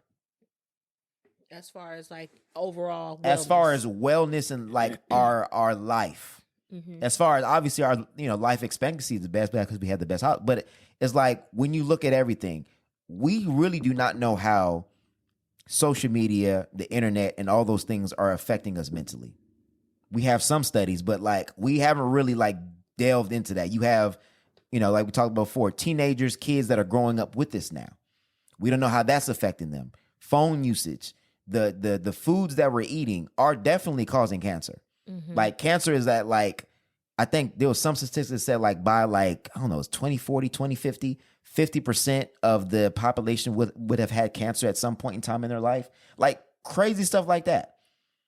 Like, we're eating foods in America that no other countries are eating. Like, they're banning them, but we're eating them and they're still on the shelves. Yep. So Well, that's because, as we all know, our health insurance is privatized. So there's incentive for us to be sick. There's incentives for us to stay sick. They work hand in hand. So, I mean...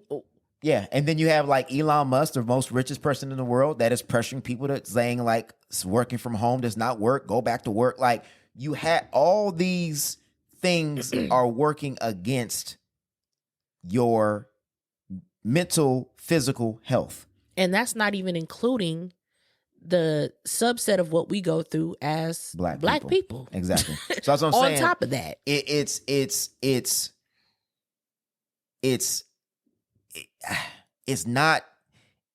almost like it's set up for us to be dependent solely on the state. There is no community, there is no health that is really like concerned with preventing sickness. It is getting sick and then treating it to keep you in a continual statement of sickness, right? It's all of the negative images and stuff that we see on TV. It just is not.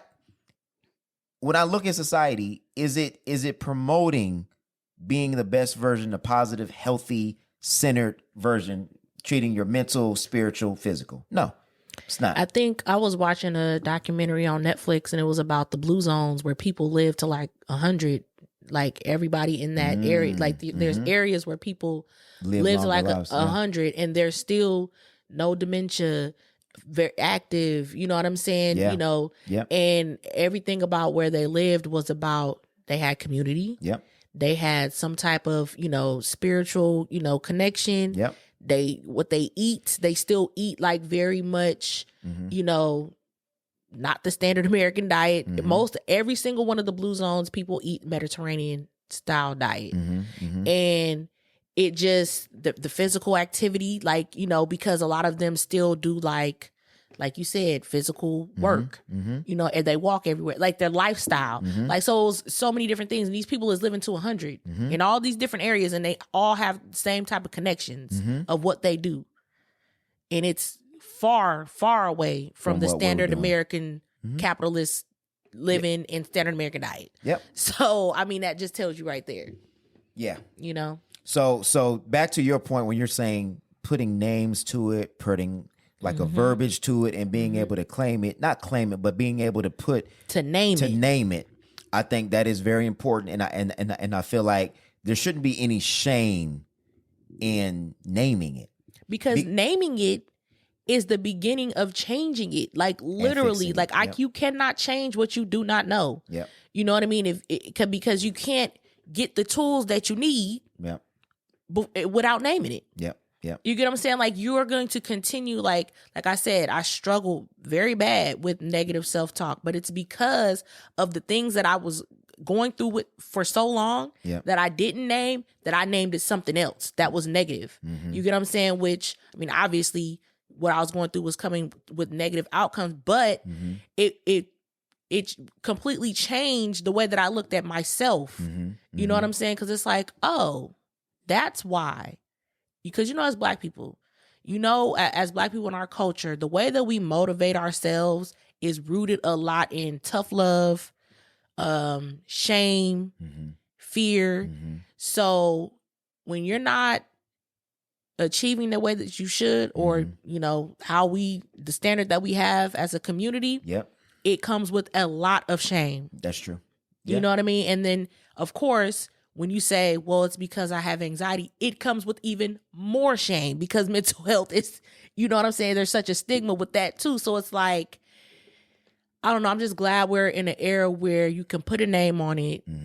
And I'm glad we're getting to a place where you don't have to be ashamed of it. And you have people like Jeezy, Black men, you know what I'm saying? Especially a Black man from the hood. Somebody that we grew up listening to. Right. Naming it and saying why what young Jeezy was rooted in was 8 years of depression. Right. Me leaning into vices, drinking, smoking, the drug use, you know what I'm saying? The sabotage that basically, you know what I'm saying? So I'm glad to see that because I feel like more young Black men need to see that this lifestyle is rooted in a lot of trauma. Yes. And a lot of times we get stuck treating the symptom and not the root of the problem. So, and I feel like we gotta just hearing this conversation, like listening back, I think we got to let go that our ancestors were very strong, and yes, they went through slavery, but we got to stop comparing what we going through to what they going through, what they went through. Because I think a lot of times there's shame tied to anxiety or depression. Like, how are you depressed? Like, our ancestors went through this. Our ancestors went through this. And it's like, but that doesn't negate what I'm going through. That doesn't mean that I should not be depressed. Now, you know, yes, can we push through some stuff? Sure. But when you continually keep pushing through, there's some things that you got to say, look, I can't push through this today. Sometimes you do need a break. Sometimes you do need to take a day off to spend time with family. Because, you know, my dad did it, so I felt like I had to do it. Like, he never missed work, ever. Like, if he can get up, he was going to work. I prided myself on that, and I had to kind of like unlearn that. And I just say, I still have pride that I do go to work and I do take care of myself. But I think we have to like switch the conversation. I go to work. I'm able to go to work because I take care of myself. I don't go to work so I can't take care of myself. I think too, what it looks like is I think a lot of us engage in emergency self-care. Where we get to the end of our rope and it's like, okay, I need to have a self-care day. I need to do this. I need to take a day off. I need to do that. Out. But we don't have self-care regimens. A self-care routine. We don't have a self-care routine of something that we do daily, something that we do weekly. It is not necessarily, self-care is not always getting your feet done and getting your hair done or going to get a massage. Like, you know, self-care is carving out time for you in your own day. Self-care is doing things, putting that you your love phone to do. down and eating your food, and actually that's the only thing that you're doing. Right. You know, self-care is sitting outside and getting some vitamin D. Go outside, go walk, move your body. You know, those are things that you have to intentionally do on a daily basis. Meditate, pray, all, like, you need to be doing these things on a daily basis, and we don't have time for it, and then we want to try to rush and do it when we feel like we at the end of our rope. Go on a vacation. And go on vacation. And we do it. that all the time. We make it to that vacation, you get back and go back to the same thing until you burn yourself out again. You can't do that. That's true. You cannot do that. And I feel, go on vacation, spend money you don't got, come back, and now you're more stressed because now you're more stressed. You need to have, like, if you ask somebody, how do you deal with stress? The answer is always going to be something like, go on vacation, go get my feet done, take a day to myself. That's it. I agree. Self-care routine. I like that. I think that's vitally important. All right, so we're gonna go ahead and get on to our relationship goals. Advice, because it ain't always goals. I'm sorry, I said goals. Like, relationship advice. Goals. I'm still thinking Will and Jada. Relationship advice. All right, this is La. So typically we usually read something. Today we're gonna actually have a video. Should you post your partner on social media? That was a topic that came up at a dinner I was at, and everybody had different opinions on it. Like, so if you're in a relationship with somebody, should you post them on social media? A lot of guys was like, nah, I'm not going to post my girl on social media. I don't want everybody in my business. I don't want people to know that. But then the females at the table were saying that the only reason guys don't want to post them is because they don't want other girls to know they're in a relationship. This way, if you don't post your partner, you could still be out there doing your thing. And then a lot of girls said, I don't post my man on social media because I don't want everybody in my business. I want to protect my relationship. That's how things get messy. So, like, should you post your partner on social media or should you not? Also, is there like a deadline? Like, okay, well, we've been dating for 6 months, so now you should post me on social media. Like, what is the time frame? Like, when is it the right time? Or when is it the wrong time? Because I see both sides. I see wanting to protect the relationship. Things are better in private. Can't get messy. People can't mess them up. But then when you don't post a person, it's like, what are you hiding? Or like, what are you ashamed of? Or what do you not want people to know? Like, are you still out there doing your whatever that you don't want people to know I exist? So I wanted everybody's opinion. Yes or no?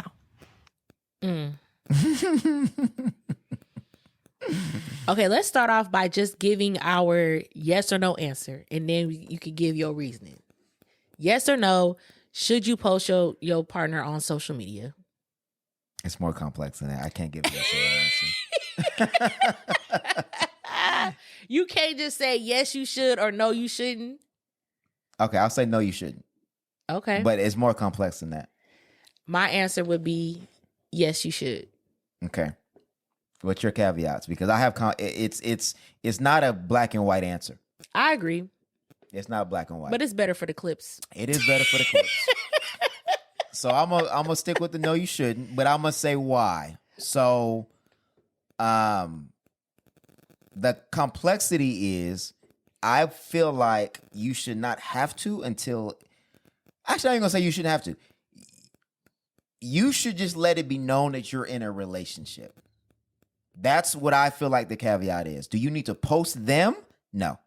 You don't necessarily need to post them. Now, if you're doing things together and if they're a part of your life, I think it's weird for you to post everything else but them. I think that's weird. There you go. That's my answer right there. I'm not like most of the things that I do is going to be with my husband. I'm not going to go to a Kings game and make it look like I'm at the Kings game by myself. Yeah. I'm not going to go on vacation and make it, to me, it gives like, is that your sugar daddy? Right. Is that what, like, it's weird to me Right. to like be out and not post the person that you're with. Right. I'm sorry. So that's why my answer is yes, because if you're sharing a life with somebody, you're, doing things together and you posting everything else. But you're talking about in a committed relationship. Yeah. Okay. Because you're not talking about somebody you've only been dating for a month or two. Yeah, no. Again, like she said, do you wait 6 months? But I feel like if you're in a committed relationship and you're moving, moving together, that's kind of I would agree with that. I think it looks very weird if you're in a committed relationship and you're posting everything but your significant other. I was gonna say my caveat though is I get when women don't necessarily post who they are dating. Yeah. Because again, we've already had the conversation where how many people you're linked to can tarnish your reputation. And it's unfortunate truth. And men do the same thing. Not for the same reason, but we don't want to post somebody and then them not be the person that we end up being with. We don't want to keep posting new people.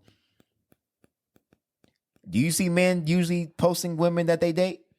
No, but that's just I can't disagree with that reasoning, but I don't sound like men. Well, okay. Well, men don't post the women that they date, not unless you've seen that. I've not seen that. But again, when we post somebody, it's because we serious. Because typically that means you cut everybody else getting cut off. Well, yeah, that makes sense. I thought you meant like kind of like the same thing. And men don't want to be connected to a bunch of women. I'm like, I don't believe that, but I get what you're saying. You don't want to mess up your rotation. Just, you know what I mean? Well, like it's only the person that you're committed to. If it's somebody I'm dating and we're not in a committed relationship, why would I post you to then, everybody else? Because people won't start hitting you. Oh, so what? We ain't, like, no. Until I know that this is going to be something official, you will not be getting posted. But when she said partner, that made me automatically think in a relationship. Not necessarily just somebody you date. But just because we're in a relationship does not mean this is a long-term committed relationship. What is the... Because you're in a relationship to see if I want to be... Okay, so when you're in a relationship, you don't automatically think I'm going to get engaged. We're going to be together for a long time. It goes, to me, this is how it goes. Courting, dating, relationship, engagement, marriage. Okay, so if you've already made it but from the courting to the dating to the relationship, what is the point of getting in the relationship if you do not see that person as a potential long-term partner? Well, you can be in a relationship. I feel like you could have figured that out in the courting and the dating part. Not necessarily. You can be in a relationship and still be in the dating phase. You can still be dating somebody that you're in a relationship with. That's a lot of steps to still be unsure, but I mean, hey. Well, I mean, so do you think that you should be sure if you're going to be with somebody long term? I mean, again, the idea could be that it could be potentially a long term relationship. Okay, let me ask this: How long is the courting and the dating phase? How long do you feel like you should be dating somebody before you make it exclusive relationship? I think that depends on how intentional you are. Okay. If you want to just give a general, because people be talking for a long time. If you want to just give a general like idea, so you said how long? What now? Should you make it official?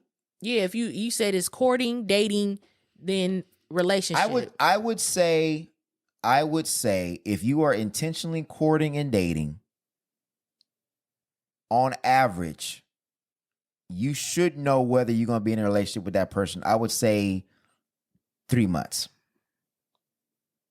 As far as like if you want to be exclusive with that person. If you want to be exclusive with that person. I think 3 months gives you a pretty good idea of who you're dealing with. I feel like I won't say I would agree with the timeline, but I would agree with waiting and seeing how the relationship plays out for a while first. Mm-hmm. But that don't make no sense. You with somebody 6 months and you like, I don't know how long this gonna last. Like, what are you doing then? I think it just really, honestly, it really depends on intentionality. If you're intentional, you can find out pretty quickly. I feel like dudes be in relationships for no reason. But at the same time, I've seen situations where people have put on the front and it's been honeymoon phase, and it's been I presented myself well for 4 or 5 months, and 6, 7, 8 months in, you found out, okay, maybe this person isn't who I thought they were, or our values don't align. You said our values align at the beginning, but I'm seeing that you don't really walk the walk. Mm-hmm. That you were talking a lot, but when I met your family, when I've seen you interact with your friends, when I've seen how you deal with finances, I'm not cool with that. Yeah, I get that, but again, I just feel like it's weird to be with somebody and not you know what I'm saying, especially like once you make it to the actual committed relationship phase. And I've had committed relationships that I never posted on social media either. I was about to say, I will say this, but it was for that reason of not wanting to be. I will say this. I very much understand people not wanting to post their relationship because of drama or unwanted attention that comes along with that.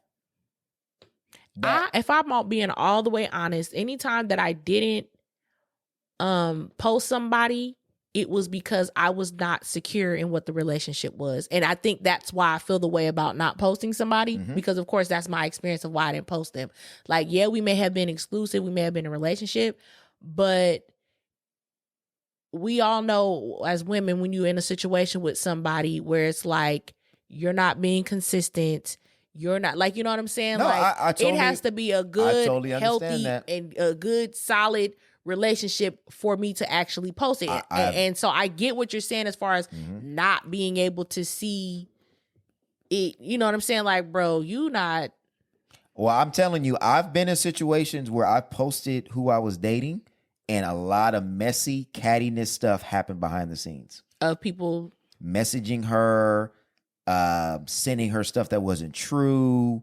Like I was going to go to Vegas, and somebody sent her a message talking about, he's talking about ain't no rules when he go to Vegas and he about to do this and do that. And I'm like, where's all this coming from? A bunch of unnecessary drama that was not needed.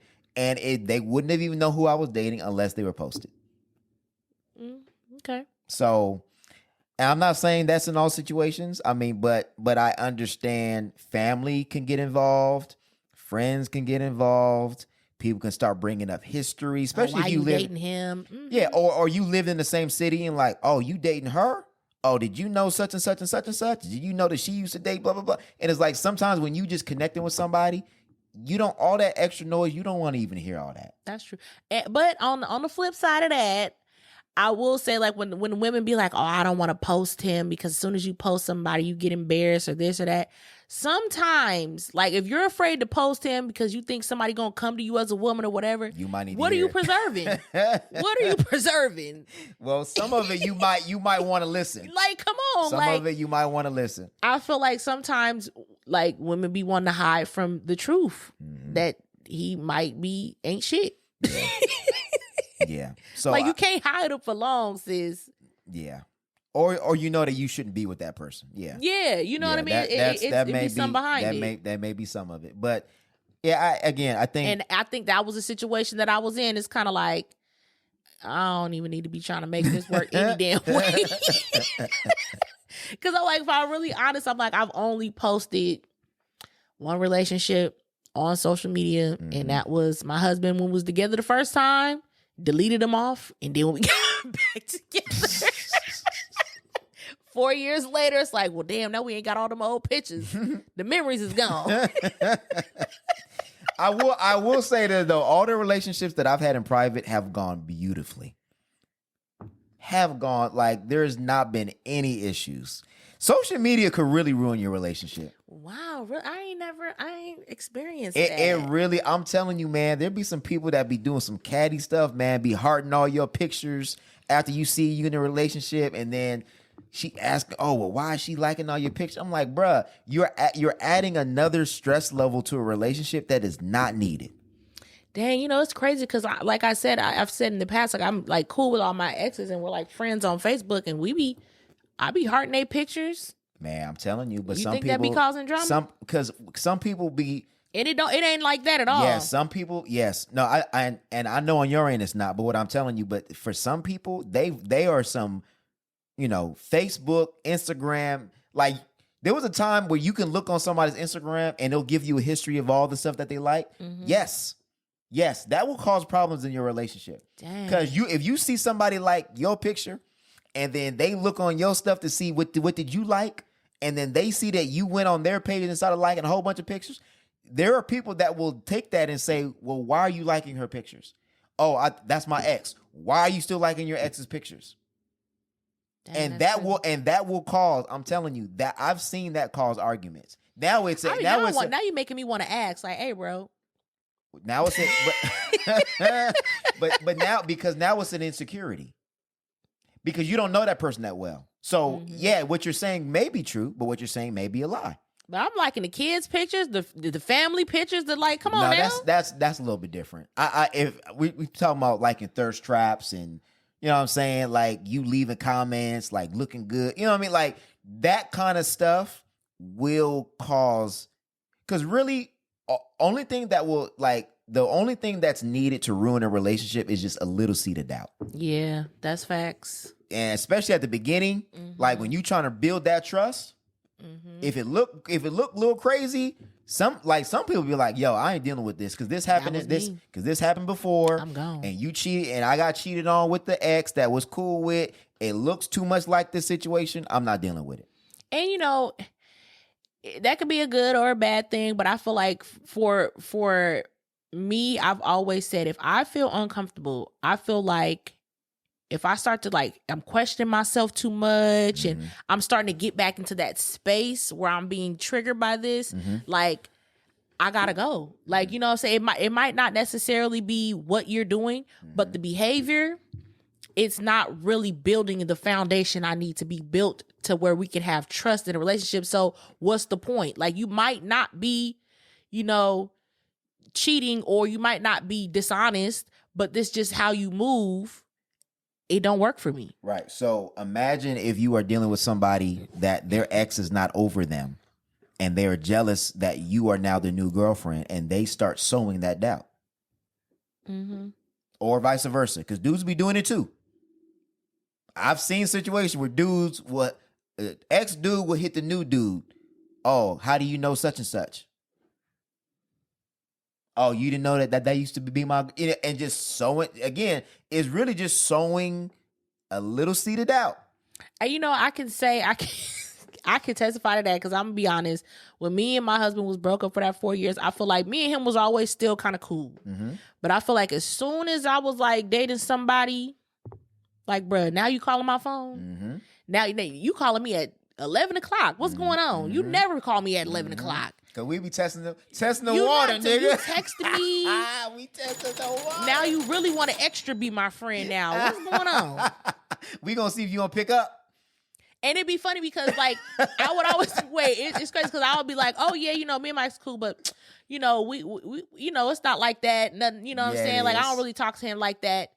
And then now you're calling me, so now you're making me out to be a liar. Yes, that's what I'm like, bro. Yes, you wasn't even calling me like this. That's what I'm saying. I'm like, I ain't talked to him in like 3 months. He would not have known unless there was something posted. That's why I be saying sometimes look, you need to just keep that shit in the cut. I wouldn't even post it. It would just be subliminal. Bruh, I'm telling you, because the same thing happened to you, same thing happened to me. As soon as I move on, hey you. Hey, big head. Hey, stranger. How you doing? How's things going? How's your relationship going? She looks real pretty. Stop. That's crazy. Stop it. You ain't lying. I'm with you on that. You is not lying. I'm like, bro, what are you doing? She real cute. That's your type? Mm-mm. Get out my phone, man. You had your chance, man. You ain't lying. That's true. So I mean, I could see it, but again, it's if you had, messy breakups, or you got people that's still in the cut, hoping and wishing and all that kind of stuff. But some of that stuff you don't have control over. Some of it you don't. And some of it, it's you was feeding it. Some of or it you are feeding still it. feeding it. Yeah. Because that's what a lot of our question be like, well, why does she feel comfortable doing that? Yeah. You know what I'm saying? Like, especially like, that's why like as a girl that has like male friends, I've always moved a certain way out of respect, just because like, I feel like some females that have male friends can be catty too, and they push the line, even though they know that really is their friend. But it's kind of like that, well, I was here first, trying to, you know what I mean? Like, I don't know, it's weird. I've seen that. But like, for me, it's like, I ain't gonna be sending you no memes after 10 o'clock. Yeah, it's just you know what I mean? Come on. Like, it's a respect thing. A respect thing. If it's really a friend, she would do that. It's a respect thing. She would move that way. Mm-hmm. And so that's why women be kind of like, is that really a friend? Mm-hmm. Because she not moving like a friend. Mm-hmm. If she was a friend, she would be respecting our relationship. That's facts. That's facts. All right, we gonna close this out. Go ahead, close this out, Steph. All right, well, I feel like it was a good episode. I feel like we got a lot of we got into some deep things. We got into some mental health. I feel like we got into marriage and the struggles of marriage, and I really hope that y'all took something from it. I would say, as a closing thought, when you're trying to heal, it doesn't necessarily have to come at the expense of other people, but healing should definitely be your priority before you get into marriage. But also understand that it is going to expose things for you, and you're going to have to do more work on yourself than you think that you had to do. Well, and you said something before the show about healing, and I think that's a good point to bring up. Healing is not linear. It's not. You will have some ups. You'll have some setbacks. You'll have some, again, like we said, situational things that'll take you back. All kind of triggers, all kind of things, and you just cannot give up on the process. I feel like people think healing is a destination. They're like, okay, once I make it there, then I'll be worthy of this or worthy of, baby, it's always going to be an ongoing process. Because we're still going through, life is still going to continue to life. For sure. So it's like more things are going to come up. You're going to lose, your parents is not going to be here forever. Yep. There's other things that you're going to go through, and you have to just continue that process. For sure. Period. You have to have community.